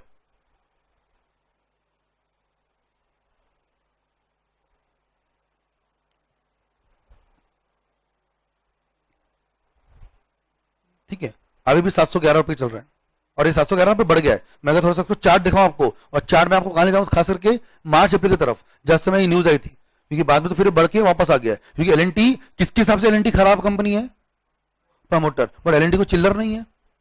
अगर एलएनटी चिल्लर होती तो माइंट्री ने ब्लॉक कर लिया था किसको, ये डे वन से, मतलब मैं तब से फॉलो कर रहा हूं उसको 2019 के स्टार्टिंग से। तभी मेरे को, मैं सोचा था कि यार क्या ये कर, मतलब मेरे लिए बहुत इंटरेस्टिंग केस था ये, मैं सोच रहा था कि कर पाएंगी क्या, तब मेरा अनुमान ये था हल्का सा कि नहीं कर पाएगी ब्लॉक। क्या ब्लॉक नहीं कर पाएगी, टेक ओवर को क्यों नहीं कर पाएगी, क्योंकि एलएनटी इससे 10 गुना बड़ी कंपनी है, टीम लेके आई है, ज्यादा ही दिया उनका, वो तो खैर ऑफर सक्सेसफुल नहीं हुआ ना, लोगों ने दिया नहीं ना। मतलब देखो मैं बताता हूं इस पे क्या हुआ, ये बहुत अच्छा क्वेश्चन है। बायबैक में अगर मान लो 1200 रुपये प्राइस दिया होता, किसने, माइंट्री ने, तो भी लोगों ने बायबैक को फ्लॉप कर दिया। पता है क्यों, क्योंकि जो एक मेजर चंक था किसका, एलएनटी का नहीं, माइंट्री के शेयर होल्डरों का, वो एफआईआई और फॉरेन इन्वेस्टर्स और वो क्यूआईबी वाले लोग थे, और उनके हिसाब से ये मानना था कि कोई भी कंपनी अच्छी है बुरी आई डोंट नो, बट उसमें बदलाव आना चाहिए। ये बहुत बड़ा रिजोल्यूशन निकल के आया, जो मैं जब उनकी न्यूज पढ़ता था मार्च अप्रैल में, जब टीवी में आता था सीन में से आवाज वगैरह में, तब मैं देख रहा था, तब उनका ये मुझे सुनने में आया कि जो क्यूआईबीज थे, एफआईआईज थे, they came to the channel and they said कि सर माइंट्री नो डाउट अच्छी कंपनी है, बट सर माइंट्री का एक सेट फॉर्मेट है काम करने का। मैं आपको एग्जाम्पल देता हूँ ना, आप यहाँ पे मेरे से पढ़ रहे हो, आप 10 दिन से पढ़ रहे हैं मेरे से, ठीक है, आप डेफिनेटली दिल्ली में रहने वाले हो, आपने पहले भी दिल्ली में कई सारे फैकल्टी से पढ़ा होगा। मैं ये नहीं पूछ रहा आपसे कि मैं अच्छा पढ़ा रहा हूँ बुरा पढ़ा रहा हूँ, मेरा ये आंसर मैं पक्का बताता हूँ, मैं बाकी से अलग पढ़ाऊंगा, तरीका अलग होगा, क्योंकि एक फीचर होता है ये, क्योंकि ये आर्ट है, ये आर्ट है, टीचिंग इज आर्ट। मैं ये हो सकता है कि मैं बाकी से अलग हूं, बाकी से खराब पढ़ाया हूंगा, पर आप ये नहीं बोल सकते तुषार से तो वैसे पढ़ाते हैं, पॉसिबल नहीं है, क्योंकि मैं वैसे नहीं पढ़ा सकता, क्योंकि वो अपना अलग फैकल्टी होता है, मैं अलग हूं। नो वन कैन से अरे तुषार से तो वैसे है, नहीं वैसे नहीं होता, क्योंकि वो एक टीचिंग आर्ट है, और किसी की आर्ट किसी से मैच नहीं करती। सचिन समान सचिन ही प्लेयर मिलेंगे आपको, धोनी समान धोनी प्लेयर मिलेगा। सचिन का रिकॉर्ड तोड़ने वाला विराट कोहली हो सकता है, पर सचिन समान विराट कोहली नहीं हो सकता। धोनी के रिकॉर्ड तोड़ने वाला, धोनी के रिकॉर्ड विराट कोहली तोड़ भी चुका, कौन सा रिकॉर्ड, हाईएस्ट मैच जीतने वाला, विराट कोहली ने तोड़ भी दिया रिकॉर्ड धोनी का, बट विराट कोहली धोनी के समान रिस्पेक्ट कभी नहीं पाएगा, कभी नहीं पाएगा। वो हजारों सेंचुरी बना ले, नहीं पाएगा, क्योंकि जो उसका बिहेवियर है वो सचिन और धोनी से मैच ही नहीं करता, तो वो कभी नहीं पाएगा। वो सचिन और धोनी की रेंज ऐसी है, कोहली की ऐसी रहेंगी, हमेशा हमेशा ऐसे रहेंगी। वो 200 सेंचुरी मार ले कितने रन, क्योंकि वो सचिन की कैलिबर है जो कोई मैच नहीं कर सकता। बात समझो मेरी, what I am trying to say. तो लोग अलग अलग होते हैं, लोग अलग अलग होते हैं, बराबर। तो मेरा एग्जांपल ये था कि मैं आपको कितने समय से पढ़ा रहा हूं, आपने मुझे देखा हुआ है, और आप ये बोल सकते सर ने अच्छा पढ़ाया या सर ने घटिया पढ़ाया, बट सर ऐसा पढ़ाते सर के समान नहीं बोल सकते, क्योंकि हर एक का क्या होता है, अपना अपना अलग फीचर होता है। बस यही कहानी यहां पर भी है। क्या कहानी है, किसी आपने फैकल्टी ने आपने किसी फैकल्टी से पढ़ा, वो फैकल्टी ने आपको पढ़ा दिया, आपने पढ़ तो लिया, but when you joined a new faculty you came to know, अच्छा इसका ये भी तरीका हो सकता है पढ़ने का, ये भी एग्जाम्पल हो सकते हैं। वो आपको जो मालूम पड़ता है, आपको नए आइडियाज आते हैं, नए व्यूज आते हैं, और तब आपकी चांसेस थोड़े बढ़ते हैं। बस यही कंसेप्ट किसने सोचा, एफआईआई ने, क्यूआईबी ने। वो क्या सोचा, माइंट्री में प्रॉब्लम नहीं है, माइंट्री के प्रमोटर में प्रॉब्लम नहीं है, बट वो प्रमोटर घिसे पिटे पुराने टाइप के प्रमोटर है, जिनका एक ही अप्रोच है, कौन सा वाला, काम करने का, जो भी अच्छा है, बहुत अच्छा है, बट सर तरीका एक ही है।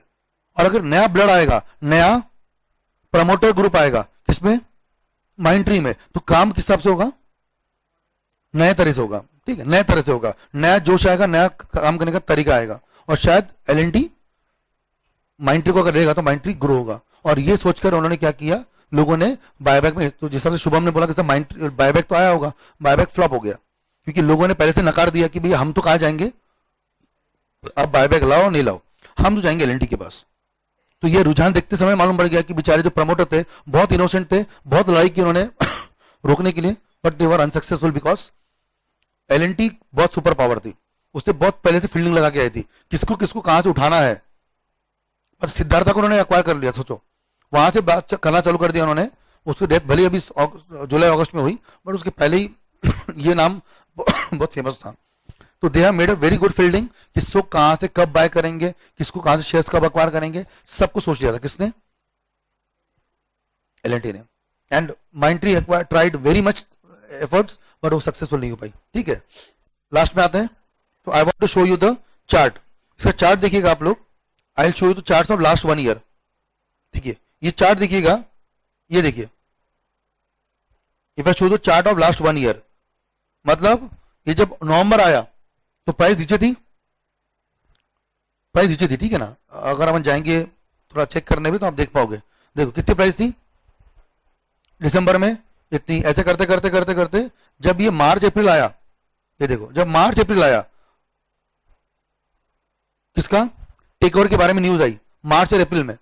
टेक ओवर की मतलब जब वो क्या हो गया, सिद्धार्था ने बाय सेल कर दिया, उस समय में यहाँ पे थोड़ा सा डाउनफॉल आया यहाँ पे. ठीक है, फिर जब ये मालूम पड़ा कि भाई टेक ओवर होने वाला है, रेट बढ़ गए 980, देखो 960 970, तब इसको 970 के आसपास रेट दिया गया.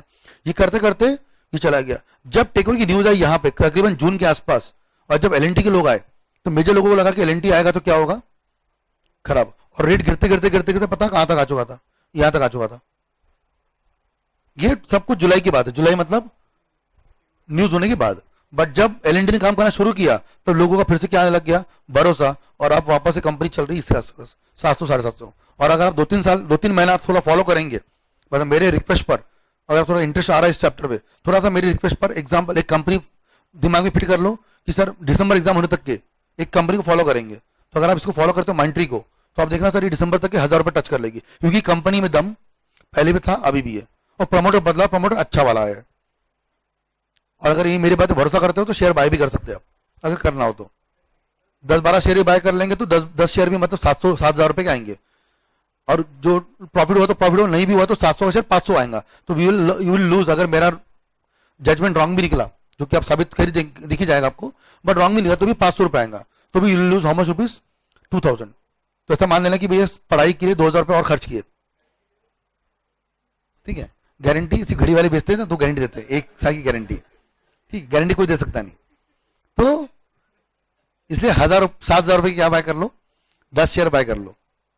अगर आप मानते तो 1000 रुपए तक जा सकता है ये शेयर 3 महीने में. क्योंकि मैं फिर से बोलूंगा ये कंपनी की लाइक की 1000 रुपए की रेट ही है, और 1000 रुपए ही टच करेगा. सिर्फ बदला क्या है, क्या बदला है, कंपनी बदल गई, सिर्फ प्रमोटर बदले. और प्रमोटर अच्छे है, अच्छे है, नहीं तो ये टिकट होता नहीं था.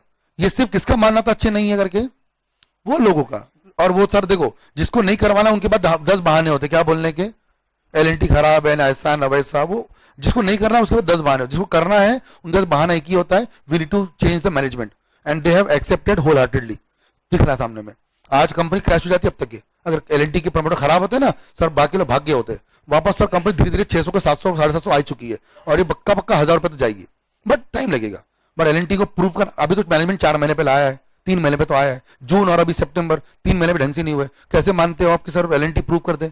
Late L&T do some work, I can bet you Mindtree वापस 1000 रुपए जाएगा. और सोचो 1000 रुपए जाएगा तो आपको 3 गुना प्रॉफिट मिलेगा. 3 गुना नहीं, मतलब 750 का अगर 250 भी बढ़ गया तो आपको 1/3 प्रॉफिट मिल जाएगा. कमा सकते हैं आप, आई कैन बेट यू. 3 महीने नहीं 4 महीना होगा, 6 महीना होगा, बट मिलेगा पक्का. क्योंकि I am not doubting on L and T and on this, I am doubting on the company. Company पे मुझे पूरा भरोसा है, कंपनी में पोटेंशियल है, बढ़ेंगे. और सामने दिखे रहा इसके प्राइजेस वापस से अगस्त में ऐसे होके अब थोड़ा कम ज्यादा होते रहता है. रिसेंट प्राइस इसका चल रहा है अभी 670 680, एंड अच्छा ही है क्योंकि अभी रिसेंट में ये 750 से नीचे उतर के वापस 650 में आए. अब अगर आप बाय करेंगे तो वापस से 750 850 जाएगा. ठीक है,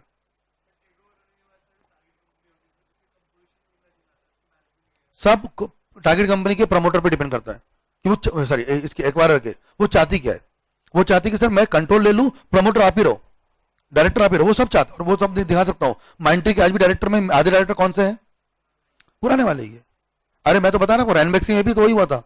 मलविंदर सिंह को क्या रखा डाइची संख्या ने, सर कंपनी आप हेड करो. फिर बाद में सर ये लोग मजा नहीं ले रहे थे, गलत काम करते, फिर निकाल दिया, वो अलग बात है. बट प्रमोटर ने पहले कोशिश किसकी की. अब मुझे बताओ अगर मैं नागपुर बेस्ड कंपनी हूं, एक दिल्ली बेस्ड कंपनी को मैं एक्वायर करूं, तो मैं यहाँ पे प्रमोट बनूंगा कि मैं यहाँ के बंदे को रखूंगा. मैं चाहूंगा, क्योंकि मेरे दिल्ली रोज आना जाना नहीं होता है, तो मैं चाहूंगा कि भाई दिल्ली वाला प्रमोटर कहाँ रहे, यहाँ रहे, कंट्रोल मेरे हाथ में रहेगा, काम तुम वैसे करो. हाँ वो सब तो फिर वही होगा, जो जैसा था वैसे ही होगा, बस वो हैंड्स बदल गए, होगा तो वैसे ही हैंड बदल गए, इतना ही होगा. तो पहले 60% कौन ले जाता था घर पे अपने, कोई और ले जाता था, आप कोई और ले जाएगा, इतना ही होगा. बाकी कंपनी में फिर से बोलो, कंपनी में कोई बदलाव नहीं आया है. कंपनी में हो सकता है, बस ये सब माइंडसेट का पॉइंट है, how you take the take over. आप इसको हेल्दी लेते हो कि सैड लेते हो. तो some people take it sad, वो निकल जाएंगे, some people take it healthy. तो ये एग्जांपल जो मैंने दिए, मैंने बहुत अच्छे अच्छे एग्जांपल आपको दिए समझाने के लिए कि क्या क्या कहानी थी माइंडट्री की, ठीक है।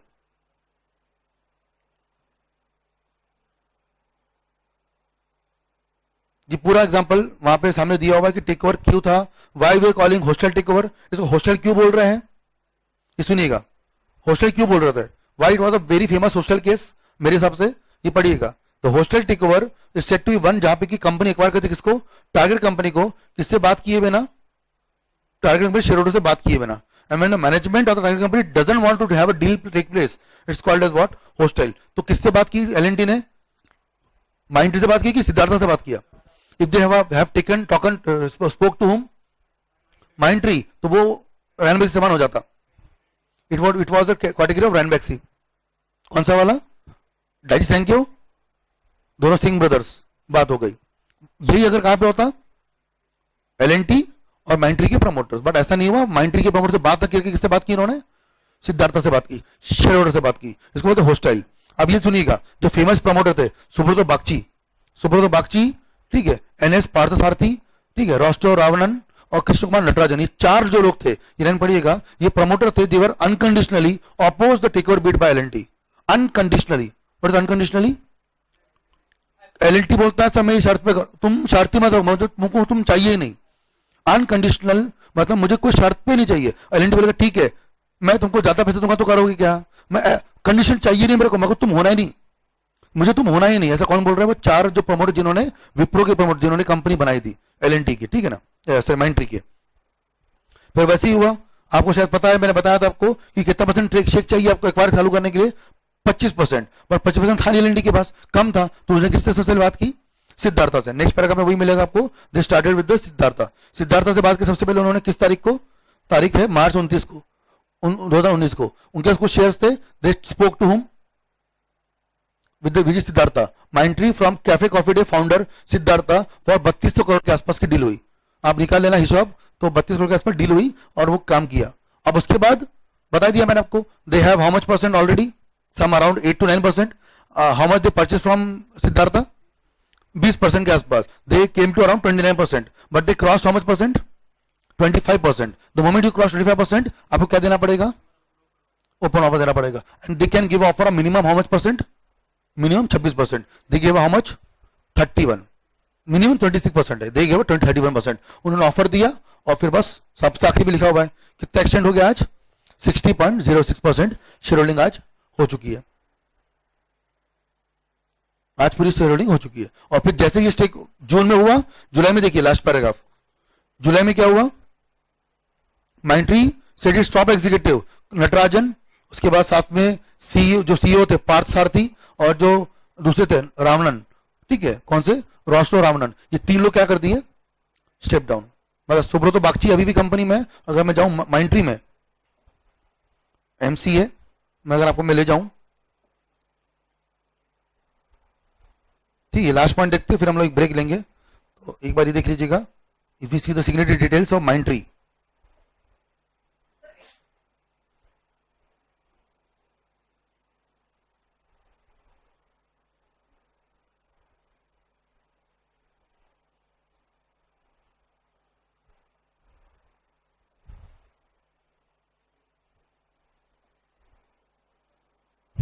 देखिए ये अनिल नाइक है, अनिल नाइक, ये पता कहां का बंदा है, अनिल नाइक, देखिए सबसे पहले डायरेक्टर कौन है, अनिल नाइक, कौन सा डायरेक्टर ये, एडिशनल, मतलब कहां से आया होगा ये, एजीएम में आया कि बोर्ड मीटिंग्स में आया, बोर्ड मीटिंग में, सेक्शन नंबर 161, बोर्ड मीटिंग में, कौन सा की बोर्ड मीटिंग में, 18 जुलाई की बोर्ड मीटिंग में। यानी कौन है ये, कहां का बंदा है ये, माइंडट्री का कि एल&टी का, एल&टी का। और सामने बता दूं आपको मैं, एल&टी के जो चेयरमैन है, एल&टी इंजीनियरिंग, ये जो चेयरमैन है उनका नाम क्या है, अनिल मणिभाई नायक, जो कि आपको कहां दिख रहे हैं नाम, सबसे ऊपर दिख रहा है आपको नाम, दिख रहा है। बेस्ट एग्जांपल मतलब अनिल नाइक साहब कौन है, एल&टी के चेयरमैन, जो कहां पे चेयरमैन थे, एल&टी में थे। 18 जुलाई को क्या बन गए माइंडट्री में, यानी सोचो टेक ओवर के बाद जो पहली बोर्ड मीटिंग हुई उस बोर्ड मीटिंग में क्या क्या काम किया, डायरेक्टर नए नए आए, कौन आया, ये आया, ठीक है ना। ऐसे जहां जहां पे आपको दिखेंगे एडिशनल डायरेक्टर, वो नए नए घुसते गए, ठीक है, और बाकी जो डायरेक्टर्स है वो निकलते गए, ठीक है। तो यहाँ पे 2-3 लोग अंदर आए, सेक्रेटरी तो ठीक है यहाँ पे। और देखो जो जो नाम आपने देखे थे, कौन से नाम, नटराजन और वो बागची, और एक और क्या नाम बताया था मैंने आपको, पार्थ सारथी, और एक और था रावणन। ये तीनों चारों नाम आप देखेंगे तो वहां पे आपको नाम उनके नहीं मिलेंगे, ठीक है ना। ये सारे लोग निकल गए वहां से, ठीक है। और बाकी सारे लोगों को 1 जुलाई में आया है, जुलाई, ठीक है, 18 जुलाई, 16 जुलाई, 16 जुलाई, ये सब 2019 वाले लेटेस्ट वाले। ये 2016 वाला मतलब कब का है, ये पुराना बंदा है। ऐसे करके मेजर लोग आप देखेंगे तो 2019 में आए। देखो कुछ कुछ लोग तो कब आए, 2 अगस्त को क्या बनाया कंपनी, नया सीईओ बनाया देवाशीष चटर्जी को, उसमें कंपनी ने क्या बनाया, एमडी बनाया। अब देखो अतुल नायक क्यों नहीं बना एमडी, अतुल नायक क्यों नहीं बना एमडी, कौन अतुल नायक, क्या नाम था उसका, अनिल नायक। अनिल नायक क्यों नहीं बना एमडी, क्योंकि वो चेयरमैन और एमडी पहले से किसका है, एलएनडी का। अब वो दो कंपनी में नहीं बन सकता, उसने खुद किसको बनाया, देवाशीष चटर्जी को। ये भी नया आदमी आया 2 अगस्त को, 2 अगस्त को, 16 जुलाई को। कितने डायरेक्टर 16 जुलाई का, देखो सिर्फ 2018 16, ये 2-3 लोग हैं जो 2016 और 18 वाले, मतलब कौन से वाले, टिपिकल माइंट्री वाले लोग हैं। बाकी सारे लोग, ये भी जो बंदा है 16 जुलाई को, यहां तक के सब 16 जुलाई को आए। और सिर्फ सीएस जो पुराना है, क्योंकि सीएस के क्या फर्क पड़ता है, सीएस पुराना है, 2015 से अपॉइंट हुआ है कंपनी में। समझ में आ रही एग्जाम्पल। तो ये बेस्ट एग्जाम्पल था दोनों कहानियों का। पर हमने जो भी दोनों कहानियां पढ़ी, उसमें दोनों कहानी में हमने क्या नहीं पढ़ा, कोई प्रोविजन नहीं पढ़ा। आपको मैंने सिर्फ बैकग्राउंड दिया, real examples of Ranbaxy and recent example of Mindtree and L and T. तो ये 2 एग्जांपल्स आपको मुझे लगता है बहुत जरूरी है समझना, इससे आपका बहुत बड़ा कंसेप्ट क्लियर होगा और नॉलेज आएगा, ठीक है ना। क्योंकि बाकी जो एग्जांपल बुक में पढ़ते हैं वो सब क्या होता है, कहावतें होती है, ए लिमिटेड ने बी को लिया, बी ने सी को लिया, वो ठीक है, मजा नहीं आता है। मजा आता है रियल एग्जाम्पल में, और सामने मेरे पास एग्जाम्पल बहुत नहीं है। क्यों नहीं है, क्योंकि सबसे बड़ा प्रॉब्लम है कि उस पर कंपनी में एक कंपनी कौन चाहिए अपने को, लिस्टेड, वो भी कौन सी कंपनी चाहिए, एक्वायर है कि टारगेट, टारगेट। और मेरे पास एग्जाम्पल बहुत है, आप नाम लीजिएगा, फ्लिपकार्ट का एग्जाम्पल मैंने बताया आपको, वॉलमार्ट का एग्जाम्पल बताया, बहुत एग्जाम्पल्स है। हाँ, एग्जाम्पल ऑफ आइडिया वोडाफोन इसमें आएगा क्या, क्यों नहीं आएगा, वो मर्जर है, वो टेक ओवर नहीं है, वो प्यार मोहब्बत से हुआ है, वो जियो को टक्कर देने के लिए दोनों ने मिलवाट के साथ में आए, वो ये टेक ओवर नहीं है, वो टेक ओवर नहीं है। टेक ओवर के एग्जाम्पल में वोडाफोन और आइडिया भी नहीं आएगी। तो टेक ओवर के एग्जाम्पल में कहानियां बहुत कम है, और बहुत कम कहानियों में जो बोलते हैं ना, कुछ कहानियां जो क्या बन जाती है, लैंडमार्क। मतलब ये आप आज को आपको लग रहा होगा ऐसे, ट्रस्ट मी, मेरा दावा आपसे, अगर आप जैसे बोलते हैं सॉल्वर का केस पढ़ते हो, ये कुछ केस पढ़ते हो, इंडिया की हिस्ट्री में ये जो केस है माइंट्री और एलएनटी वाला, ये आगे जाके बहुत बड़ा क्या बन जाएगा, लैंडमार्क या बेंचमार्क केस बनेगा। इसको लोग फॉलो करेंगे फ्यूचर में, जो आपके सामने अब आप पढ़ रहे हो। बट मैं तो और अपने को लकी मानता हूं, क्योंकि मैंने इस केस को सच में बहुत फॉलो किया था, माइंट्री वाले केस को, क्योंकि मुझे इंटरेस्ट था इस सब चीजों में देखने का, और मैं दोनों में पैसे लगाए नहीं किसी कंपनी में, क्योंकि मैं सिर्फ एक ये हूँ फॉलोअर हूँ, मेरे को देखना था, क्योंकि मुझे एग्जाम्पल देने पड़ते हैं, पढ़ाना पड़ता है और स्टडी करना पड़ता है। और कभी जाके अगर मैं किसी कंपनी में सीएस का काम कर रहा हूँ, जॉब तो करूंगा नहीं मैं, क्योंकि मैं प्रैक्टिसिंग सीएस हूँ, हाँ, बट मुझे कोई ना कोई कंपनी क्या करेगी, हमेशा हायर करेगी, क्या करने के लिए, टेक ओवर में सपोर्ट करने के लिए। तो मेरे पास कुछ अच्छे क्या होने चाहिए, केसेस होने चाहिए बताने के लिए, देखो सर उसमें ऐसा हुआ था तो वी कैन डू दिस। सो मैं कई सारे केसेस फॉलो करते रहता हूँ, तो उसमें से मेरे को ये केस बहुत पसंद आया, माइंट्री वाला। तो ये केस आप भी देखिएगा, और अभी भी मैं आपको क्लास के हिसाब से जो हो सकता बताया, इसके अंदर मैं बहुत सारी बातें ऑब्वियसली जो बता नहीं पाता हूँ, क्योंकि जो काम नहीं है। बट आपको थोड़ा इंटरेस्ट अगर आ रहा हो तो please take out time, 1 hour 2 hour को अभी भी यूट्यूब पे वीडियोस मिल जाएंगे आपको इसके ऊपर। जैसे आपको याद होगा मेरे यूट्यूब चैनल पर अगर फॉलो करते हो तो मैंने एक वो बनाया था कि वीडियो आर्टिकल 370 पर, है ना, और आर्टिकल 370 कैसे आया, ऑल द वे पूरी कहानी बताई, जो लोगों को मालूम भी नहीं होती पूरी कहानी बताई। वैसे इतनी लंबी कहानी बन सकती किसकी, माइंट्री की भी, पर मैंने उसका आपको सिर्फ 15% बताया, क्योंकि आपको उतना ज्यादा सिलेबस में मतलब नहीं है। बट हाँ, as an human being you should know the case of Mindtree and L and T, ठीक है, बहुत अच्छा केस है। चलिए तो यहाँ ब्रेक लेते एक बारी, वापस मिलेंगे तो हम लोग चालू करेंगे हमारी पढ़ाई, जो हमारे एग्जाम में ज्यादातर इंपॉर्टेंट होगी। हाँ, बट ये है कि एग्जाम्पल जो भी पढ़े आपने, उसके बाद ये टॉपिक बहुत ईजी हो जाएंगे, फटाफट फटाफट आ जाएंगे।